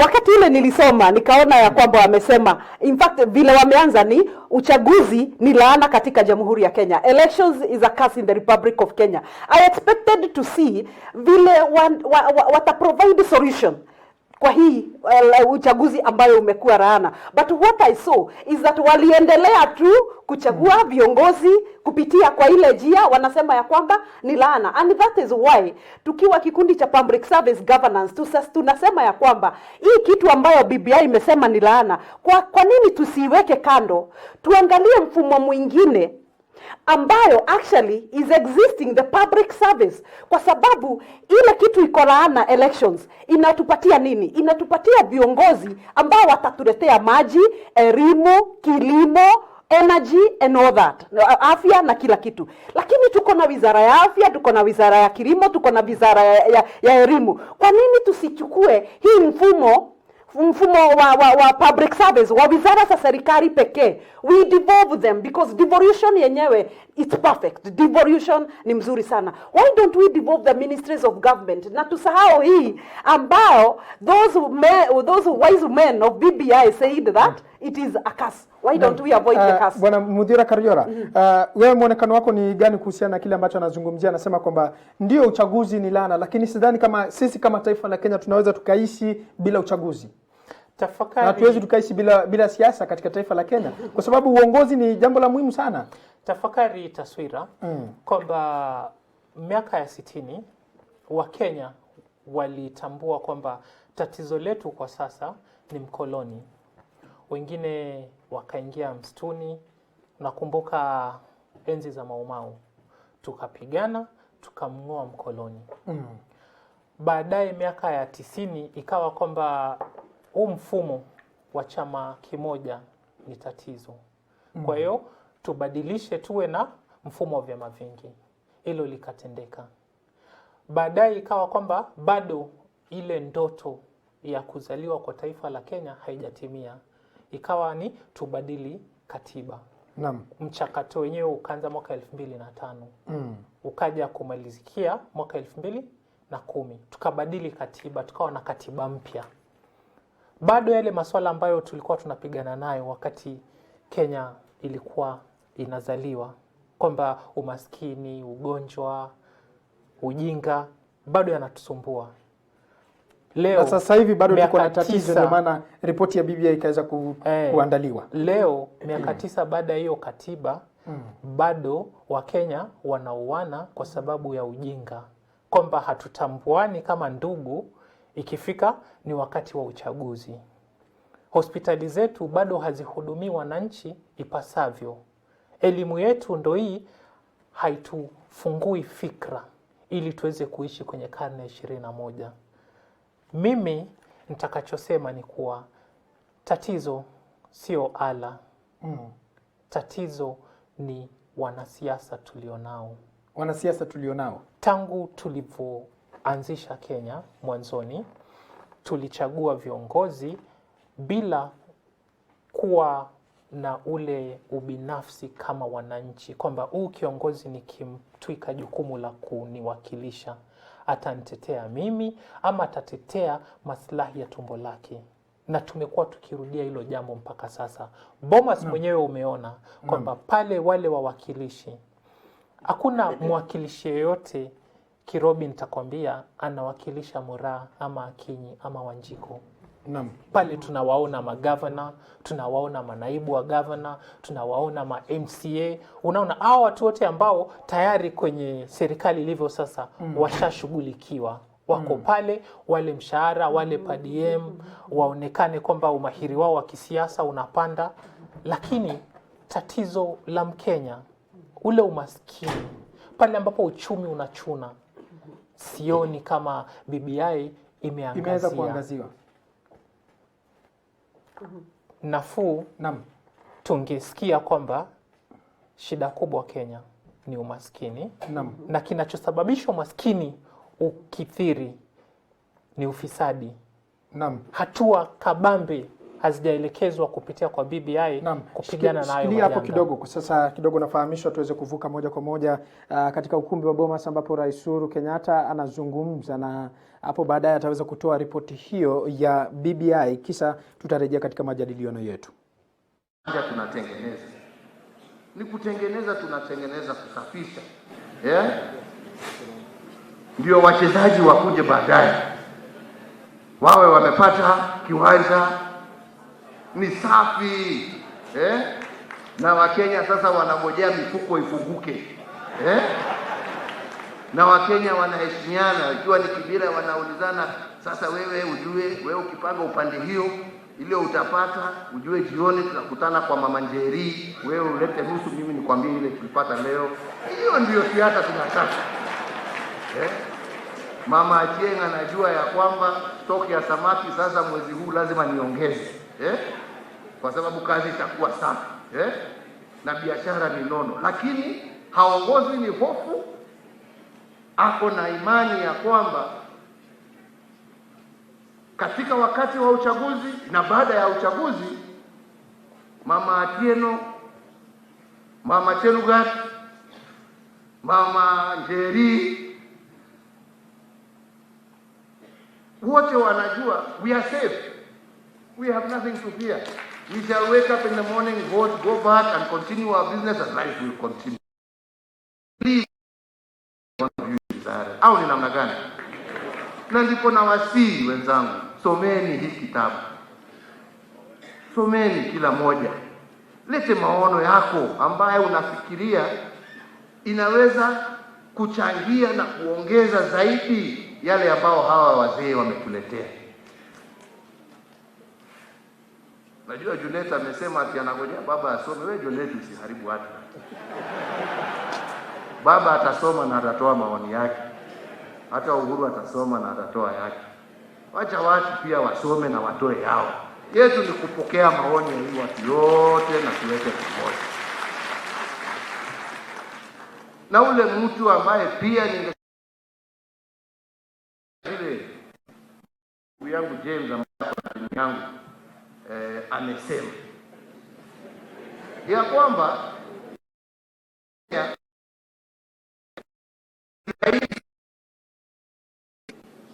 sio ngumu, ni rahisi sana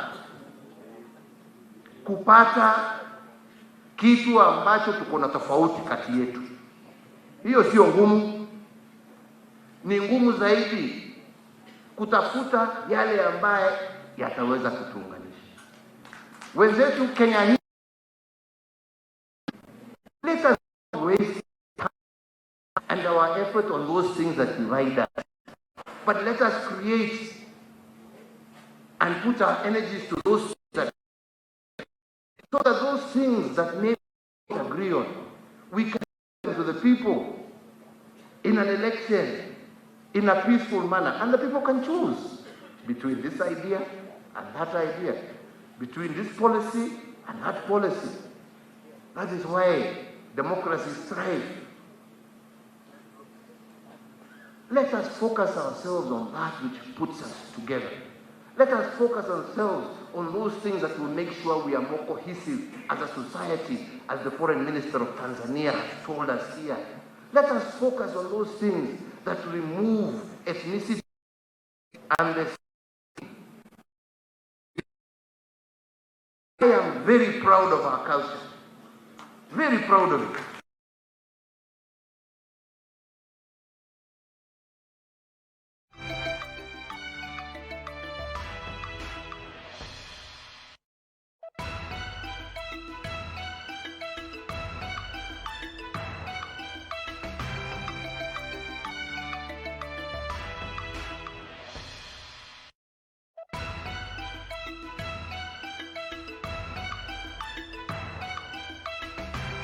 Weapons of hatred and division.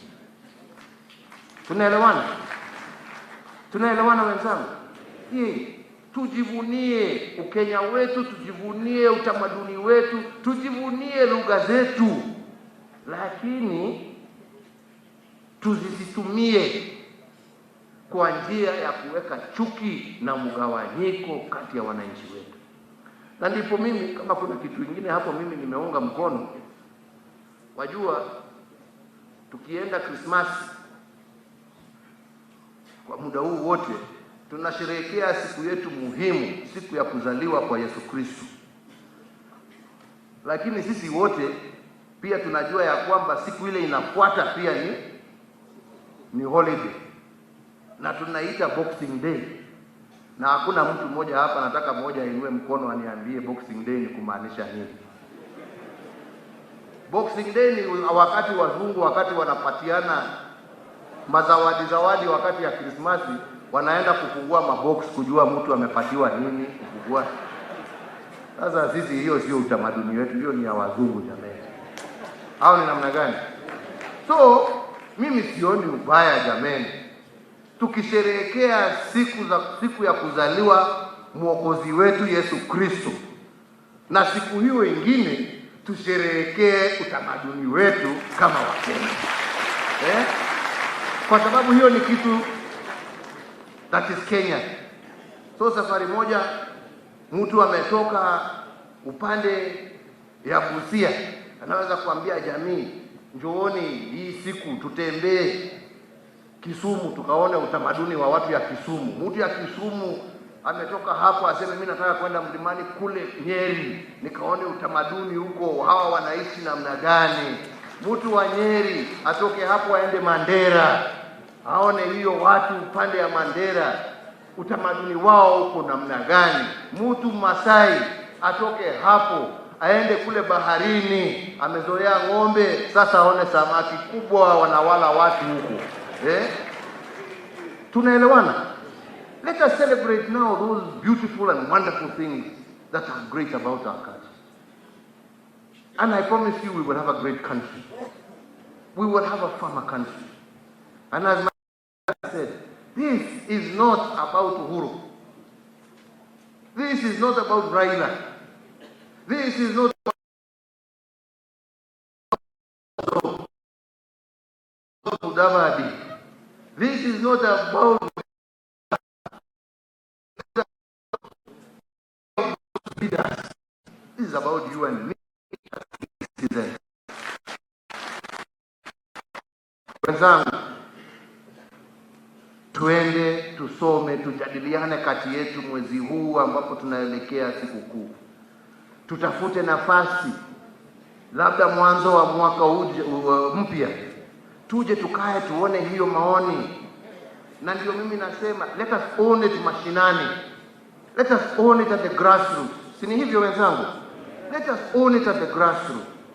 Let it not be niliambiwa na Uhuru. Mimi na bibi yangu na watoto wangu na jirani wangu tumeketi, tumeongea, tumeona hii na hivi ndivyo tungependa dunia yetu iishi.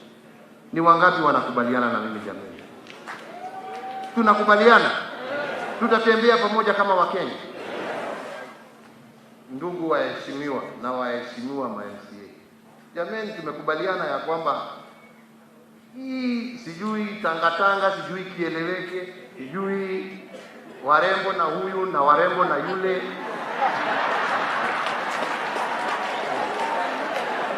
tuachane.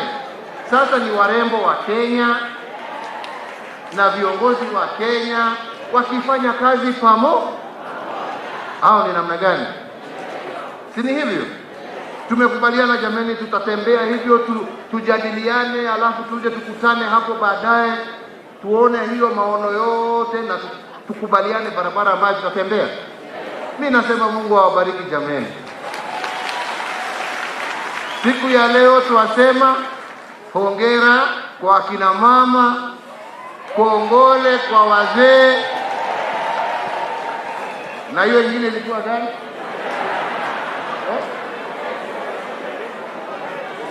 Na pongezi kwa wote. Mungu awabariki na walinde. Asanteni sana. Kwa heri ya kuonana. I now most humbly request Your Excellency, sir, to most kindly launch the BBI task force report. Niombe wale tuko pale, kuna stima iko hapo, kwa heshima we clear the pathways because we have something that is happening around it. And now His Excellency the President launching the BBI task force report. Makofi.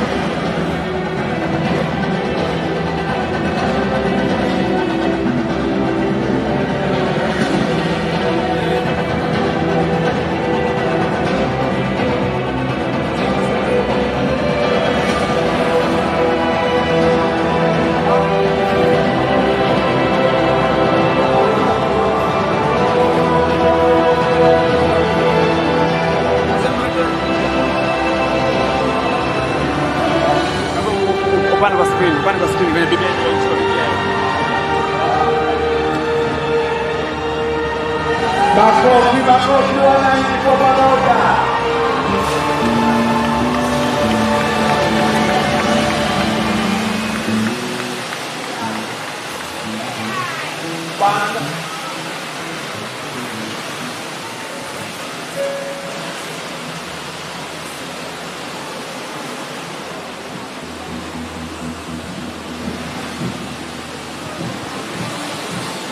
Taifa letu Kenya tunayoipenda, Kenya nchi tunayoipenda, Kenya nchi tunayoipenda.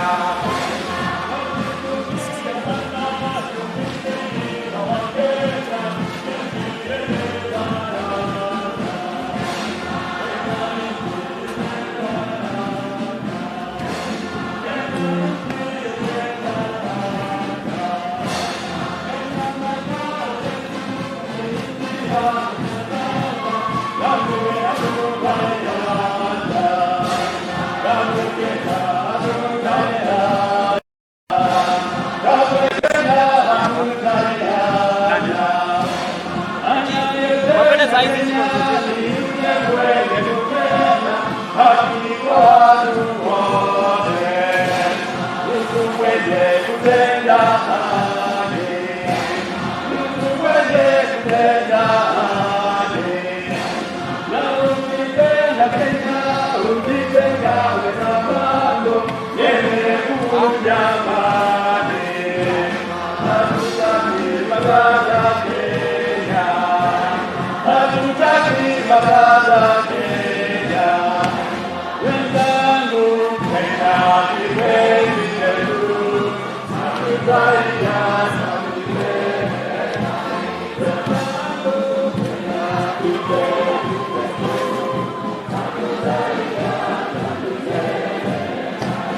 Kenya kipenzi chetu, nchi yenye upendo, hatutaacha Kenya daima na milele.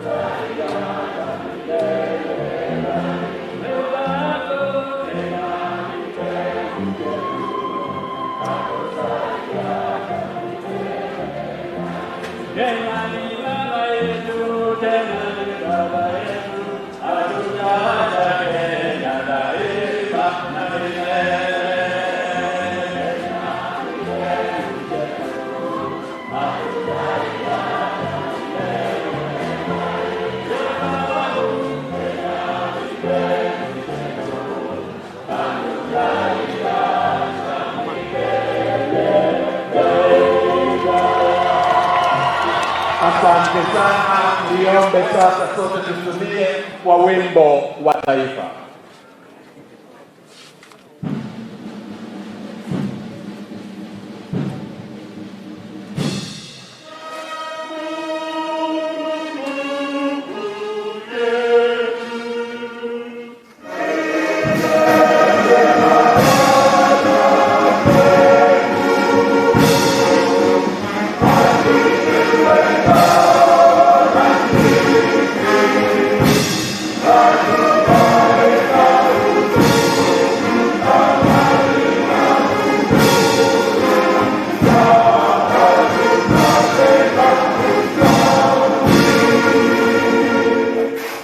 Asante sana, thank you very much, Your Excellency. Niombe tubaki tumesimama wakati mwetu wa rais anaondoka kwa hiari yake.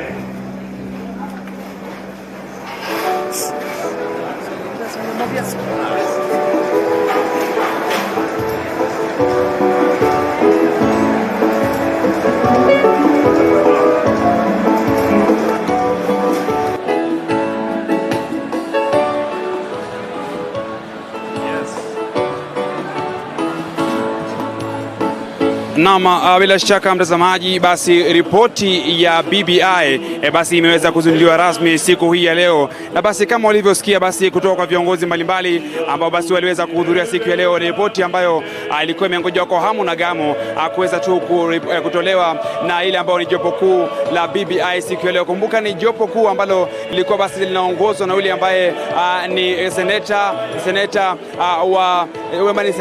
wa kaunti ya Garissa, ambaye basi aliweza kutoa ripoti. Kumbuka ripoti hii ambayo basi ipo na kurasa 156 na basi imeweza kuzinduliwa rasmi siku ya leo. Kumbuka masuala mbalimbali yameweza kuangaziwa, mpenzi mtazamaji, basi ikiwemo nafasi ama basi kuweza kununuliwa kwa nafasi ya rais mkuu. Kumbuka tunaweza basi kuangalia katika miaka hapo zamani, mwaka 2007 baada ya uchaguzi kufanyika, basi Raila Amolo Odinga aliweza kuwa rais mkuu wa taifa la Kenya. Basi kulingana na ripoti hii ambayo basi imeweza kutolewa rasmi siku ya leo, basi kumeweza kutengwa nafasi ya rais mkuu ambaye atachaguliwa tu baada ya ile chama ama muungano ambao una wabunge wengi, huenda basi ukamchagua yule ambaye atakuwa ni waziri mkuu wa nchi yetu ya Kenya. Kumbuka ripoti hii basi imeweza kutembea katika kaunti zote 47, na basi kulingana na yule ambaye ni Yusuf Haji ambaye ni seneta wa Garissa, waliweza kushirikisha takriban watu 7,000 katika kutoka maeneo mbalimbali. Vile vile waliweza kushirikisha mashirika 261, huku watu 715 wakiweza kutuma barua pepe katika mitandao ya barua pepe ama kwa njia ya barua pepe. Kumbuka wanasema kwamba katika ripoti ambayo imeweza kutolewa siku ya leo, ugatuzi umeweza kufanya vyema. Kumbuka masuala ya ugatuzi ni moja kati ya masuala ambayo yaliweza kuangaziwa, na ugatuzi umeweza kufanya vizuri, lakini yule ambaye ni mwenyekiti wa muungano wa magavana ambaye ni Wycliffe Ambetsa Oparanya amesema kwamba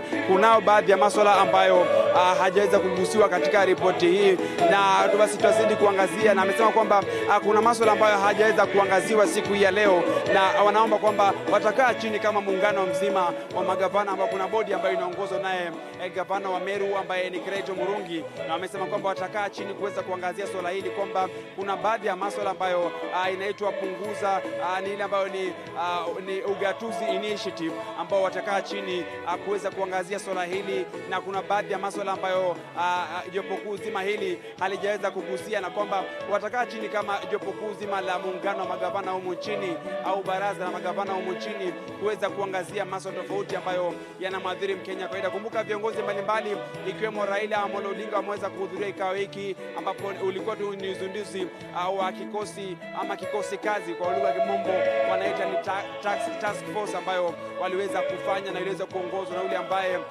ni Yusuf Haji. Kumbuka basi kukupatia habari ni kwamba kwa miaka ya hapo zamani wamesema kwamba wanataka kiasi cha pesa ambacho ama asilimia ya pesa ambayo wangependa iweze kutumika katika maeneo mbalimbali au katika fedha za kaunti. Wanasema kwamba wangependa 70% za fedha ambazo zinatumika katika ama zinagawanywa katika kaunti mbalimbali, 70% kuweza basi kumwendea Mkenya wa kawaida ambaye ni mmoja kati ya wale watu ambao watafaidika sana na mradi. Kumbuka kama mpiga picha wangu ataweza kuelekeza hapa ndipo ambapo unapoangalia basi viongozi wanazidi kuondoka, na wameweza basi ripoti nzima imeweza kuzinduliwa rasmi siku ya leo, na bila shaka ni ripoti ambayo iliweza kuwa na takriban kurasa 156 na imeweza kuangazia masuala tofauti. Na mpenzi mtazamaji, jambo moja ambalo tungependa basi kuweza kufahamisha ni kwamba wale ambao walikuwa nasema kwamba kumeweza kuwa na vikundi mbalimbali vya kisiasa ikiwemo kikundi kile cha timu Tanga, kumeweza kuwa na kundi la timu Kieleweke, lakini yule ambaye ni Rais Uhuru Kenyatta amesema kwamba huu ni wakati ambao wanapaswa kuweza tu kutilia manani masuala ya Mkenya kuweza kusonga mbele na kuweza tu kuangazia masuala mengine ambayo ni masuala ya wanasema kwamba ni masuala ya kujenga nchi na wala sio masuala ya kuweza kuwagonganisha wananchi. Nakumbuka mpenzi mtazamaji, haya ni masuala ambayo yameweza kuangaziwa siku ya leo. Nakumbuka yule ambaye ni kiongozi wa kina mama kutoka kaunti ya Kirinyaga ambaye ni Anne Waiguru amesema kwamba zile kundi ambazo ziliweza kuwa pale, ambapo kuliweza kuwa na kundi ya timu ya kina mama ya team Embrace miongoni mwa timu mbalimbali Inua Mama pamoja na team Embrace, wamesema kwamba wataweza kuhakikisha kwamba huu ni wakati ambao watakaa chini na wamesema kwamba wameweza kuvunja rasmi yale makundi mawili ambayo waliweza kuwa pale ya upande wa kina mama, na kwa sasa ilichobakia sasa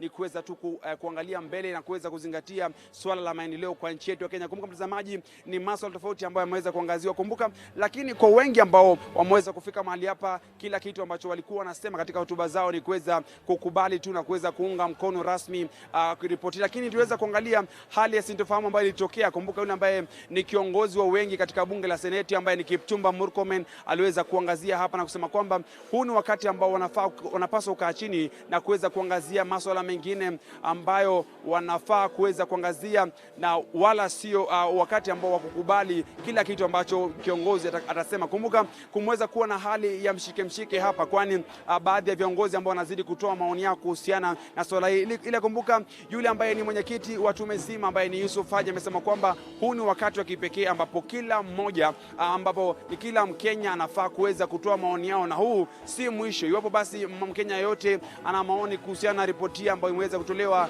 rasmi siku ya leo, basi anazo siku kadhaa ama anao muda wa kuweza kutoa maoni yake ni yapi, anao muda wa kuweza kutoa maoni yake. Na kumbuka hiki kikosi kizima cha kazi ambapo wamesema kwamba wapo tayari kuweza tu kufanikisha shughuli nzima ya kuweza kukusanya maoni ya kila mmoja. Lakini kumbuka basi tutazidi kufahamisha mengi ambayo yameweza kutendeka siku ya leo. Kumbuka kuna masuala tofauti ambayo yameweza kutendeka. Kunavyo baadhi ya vipengele katika katiba ambavyo vitabadilika iwapo basi nafasi ya rais mkuu ambapo waziri mkuu itaweza kutengwa na miongoni mwa masuala tofauti. Kumbuka yule ambaye atakuwa ni kiongozi wa upinzani ama chama cha upinzani, kiongozi wake atakuwa na nafasi katika serikali iwapo nafasi hii ama ripoti hii itaweza kupendekezwa na kuweza kuwa moja kati ya yale masuala ambayo serikali itaweza kuzingatia. Kumbuka ni masuala tofauti au mageuzi tofauti ambayo yameweza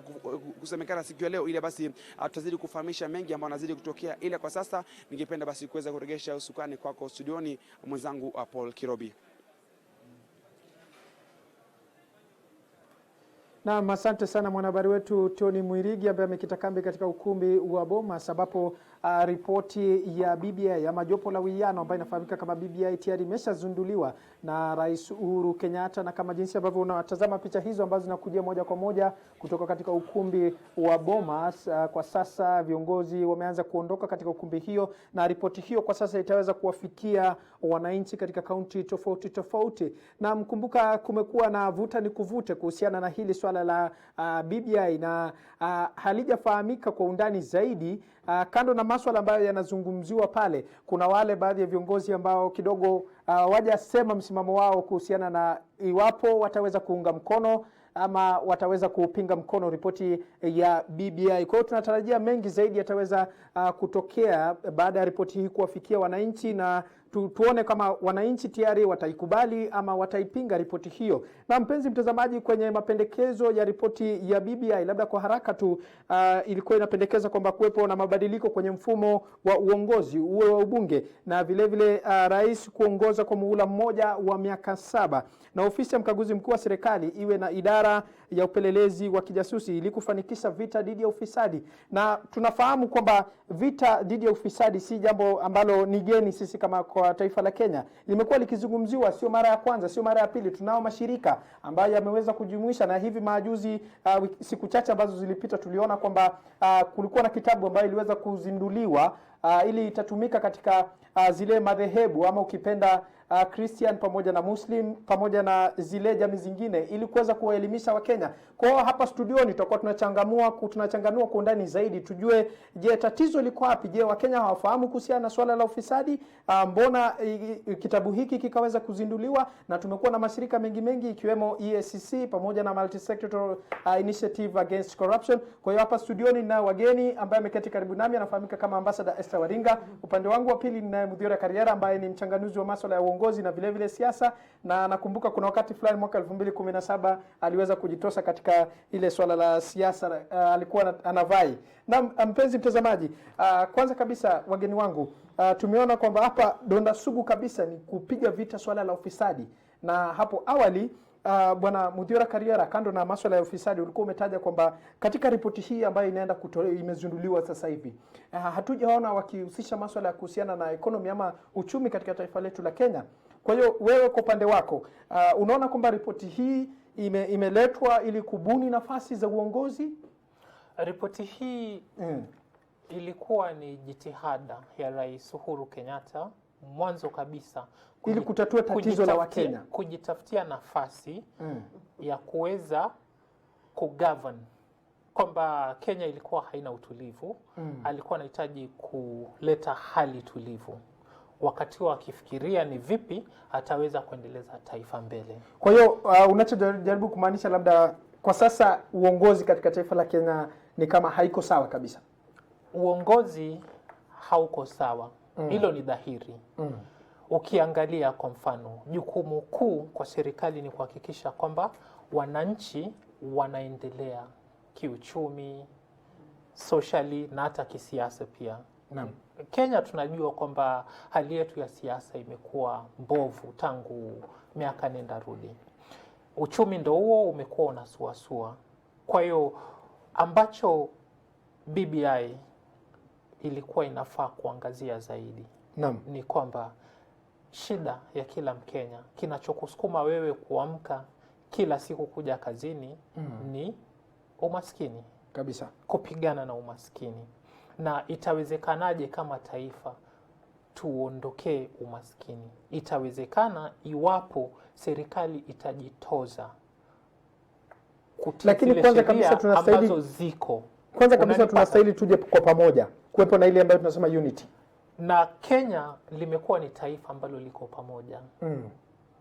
wakati wa uchaguzi ndio mambo kidogo wanasiasa hufanya yawe tofauti, lakini muda wote huu huwa tuko pamoja. Wakati kila Mkenya atakuwa anaweza akajitegemea na kujitosheleza kiuchumi, hata kuwa na haja ya kujua mwenzake ni wa kabila gani. Huo ndio ukweli. Kwa hiyo pamoja na kushughulikia haya masuala mengine yote, ingekuwa ni vizuri hii ripoti ijitoe kwamba tutahakikisha tunapigana na ufisadi ili tusimamishe uchumi wa Kenya. Lakini ukiangalia vipengele ambavyo vinaangazia hayo masuala ni vipengele vidogo. Nimepata fursa ya kudurusu kidogo.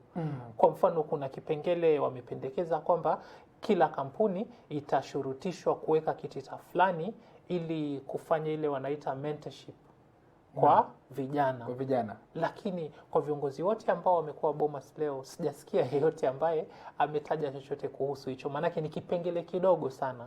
Ukiangalia masuala mengine ya jamii hayajapewa kipaumbele. Ambacho waliangazia ni masuala ya wanasiasa, na sio wanasiasa wote, bali wale wanasiasa ambao ni vigogo huku juu, kwamba ni rais, ni naibu rais, ni waziri mkuu, jambo ambalo Kenya halitasaidia. Lakini wamesema kwamba iwapo tuna maoni tuyatoe maoni, na tunaomba kwamba isije ikawa kama ambavyo ilikuwa wakati walikuwa wanakusanya maoni. Manake wakati huo Wakenya wengi walijitokeza, lakini walikuwa na mfumo kwamba kama haujaalikwa hauwezi ukaenda kutoa maoni. Sasa isiwe ni domo tu wamepiga kwamba Wakenya sasa wanaruhusiwa kutoa maoni, wafanye kweli. Naam. Ambassador Esther Waringa, tumeona hili swala la kubuniwa kwa nafasi ya waziri mkuu na katika ripoti hiyo mapendekezi hiyo ni kwamba nafasi hiyo itamwezesha waziri mkuu to strengthen ambayo tunasema inclusivity and ensure there is accountability. Kwa taifa la Kenya kwa sasa tunakosa hilo. Ndio halipo wakati sasa, but I don't think inaweza. Kwa hiyo itasaidia ikibuniwa. I'm not sure that it is the solution to inclusivity. Inclusivity, as you discuss inclusivity, ni lazima pia uangalie other issues around inclusivity.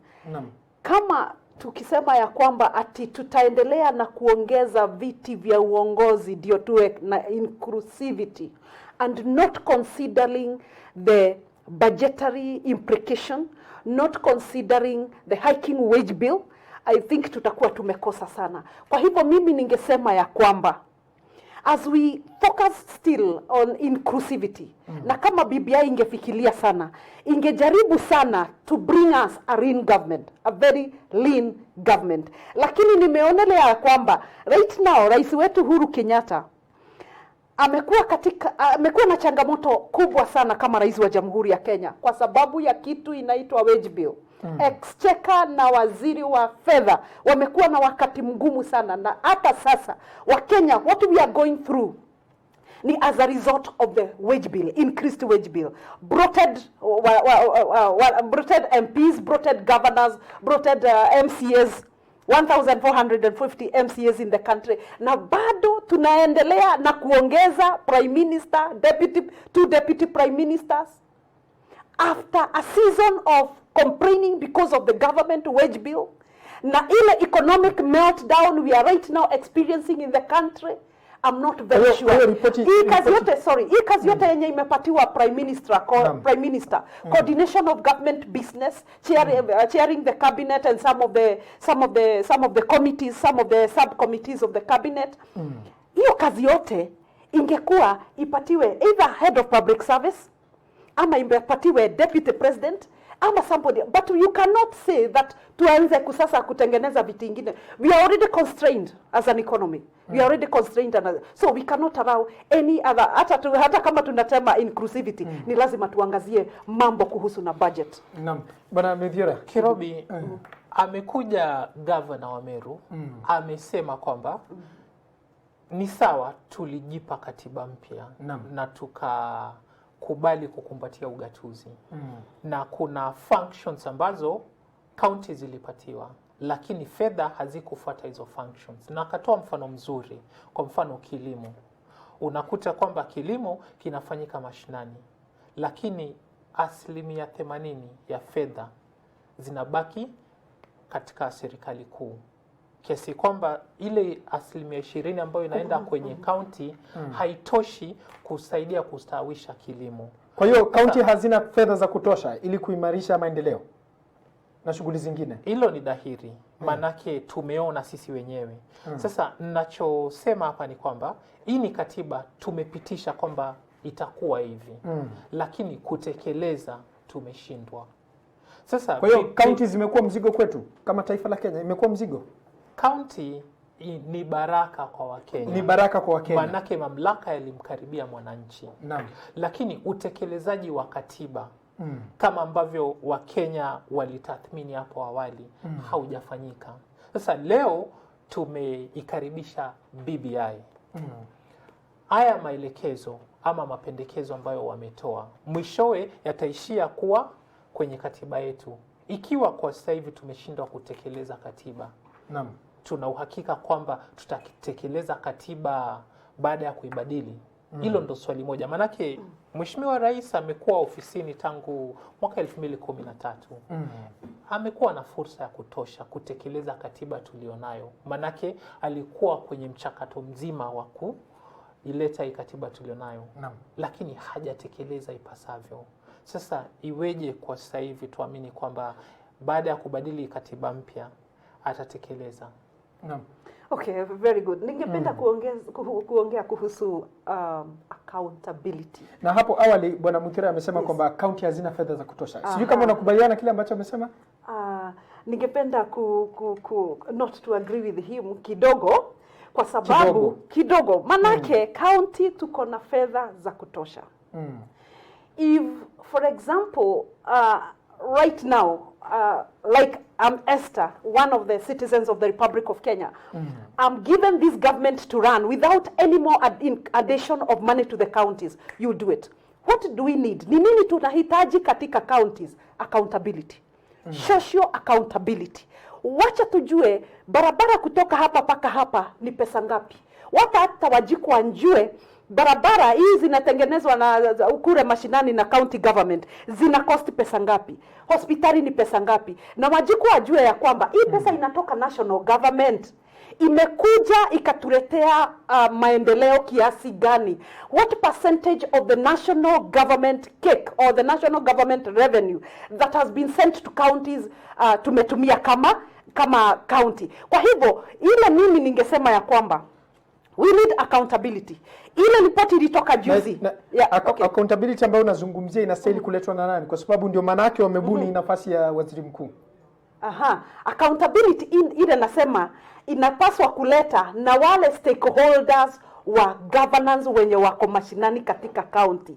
Ile nataka kusema ya kwamba governor na timu yake ya executive na timu yake ya cabinet katika county, na pia Wanjiko ahusishwe. That is why we are talking about inclusivity, na haikutokea vizuri sana katika BBI report. Vile Wanjiko atachukuliwa aingie katika accountability, kitu tunaita social budgeting, social accountability, ndio Wanjiko asikie ako part and parcel of what is happening in the counties.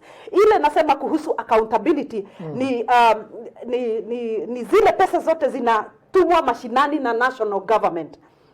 Magovernors watuambie wamefanya nini nazo.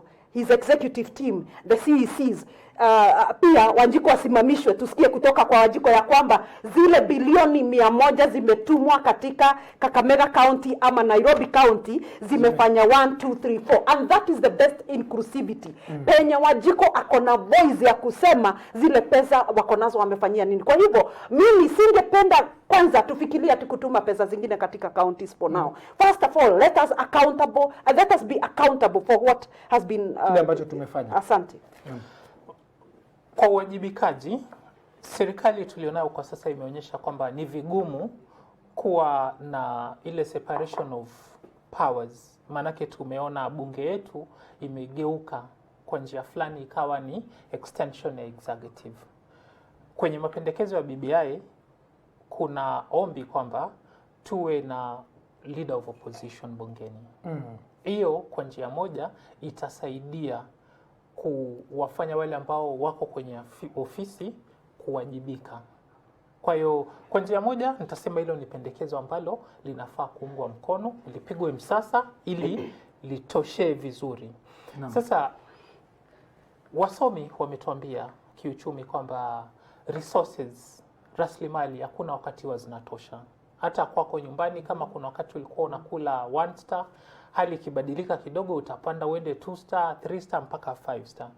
Sasa zile rasilimali ambazo ziko kwenye counties hazitoshi kumpatia mwananchi huduma ambayo inastahili, ile huduma ya heshima. Utakuta kwa mfano ukienda kwenye zahanati pale chini, hata zile ambazo zinajitahidi, utakuta sio wakati wote daktari atakuwepo.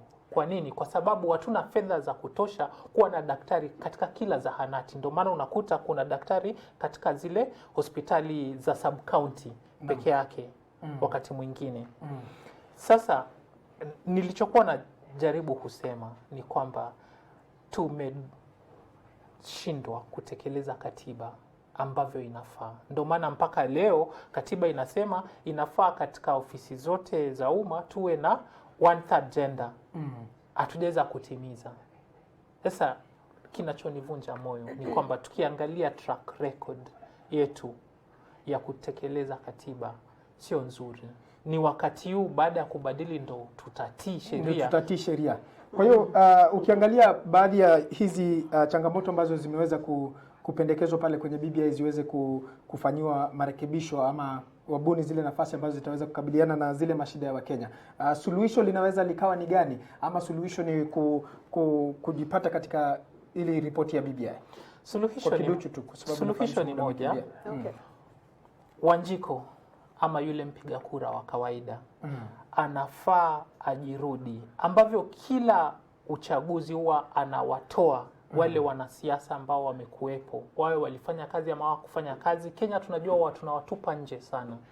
Tutupe nje viongozi wote ambao wamehudumu, manake wametuonyesha kwamba hawajahitimu. Tuwe na mwanzo mpya. Hawa wote ambao wamekuwa kazi yao ni kuchafua hali ya hewa kisiasa, tusahau. Tutafute wengine ambao wana mtazamo wa Kenya likiwa kama taifa kuu. Naam.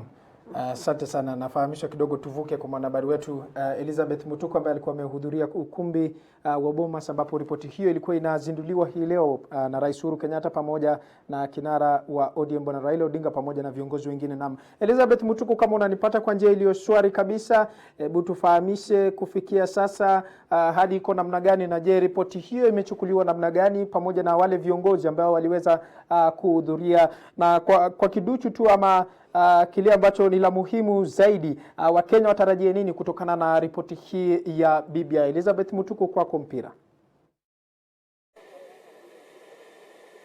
Na Kirubi na kupata vizuri zaidi kutoka ukumbi wa Bomas, ikiwepo ndo mahali ambapo maoni ya mwananchi yalikuwa yanatolewa. Sio maoni ya mwananchi, ripoti ya BBI ilikuwa inatolewa rasmi kwa mwananchi siku ya leo, na ubabe wa siasa bila shaka umeshuhudiwa mahali hapa, viongozi mbalimbali wakiendelea na vuta ni kuvute kuhusiana na ni nani ambaye alianzisha mchakato mzima, ama ni nani ambaye amekuwa akiunga mkono mchakato mzima kuhusiana na ripoti hii ya BBI, haswa sasa ikiwa inazingatiwa kwamba ripoti hii imetolewa, viongozi mbalimbali wakiendelea kutoa wito wa ripoti hii kuweza kusomwa na wananchi na kisha kutoka pale ipate kupitishwa katika mabunge ya kaunti, ili kila kiongozi ama kila Mkenya apate kuipitia na kuielewa.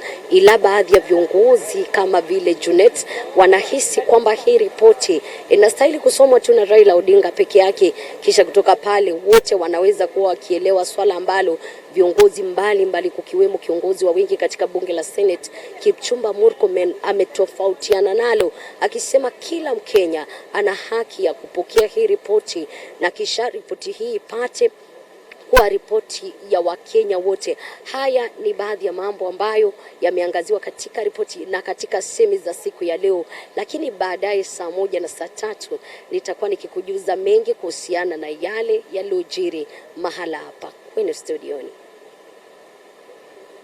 Elizabeth Mutuko. Na mpenzi mtazamaji, kwa sababu ya muda mie sina la ziada, ila kwa sasa tutakuwa tunaaga studioni na tutakuwa tunaondoka. Natumai tungekuwa na muda zaidi, lakini na kuahidi kwamba ni lazima tuweze kuichambua hii ripoti ya BBI ili tuweze kukupa taarifa kemkem kuhusiana na ripoti hii ili wewe mwenyewe uweze kufanya maamuzi kulingana na ripoti hii ya BBI. Mpenzi mtazamaji, kufikia hapo hatuna za ziada. Mie na kuaga na kusema asante sana kwa muda wako wote kwa kuendelea kutazama stesheni ya kwanza ndani ya ugatuzi inayopeperusha matangazo kwa lugha ya Kiswahili. Nikiondoka studioni nitakuwa na mpisha mwenzangu ambaye atakuwa anaendesha hili gari la ulingo wa biashara. Asante sana.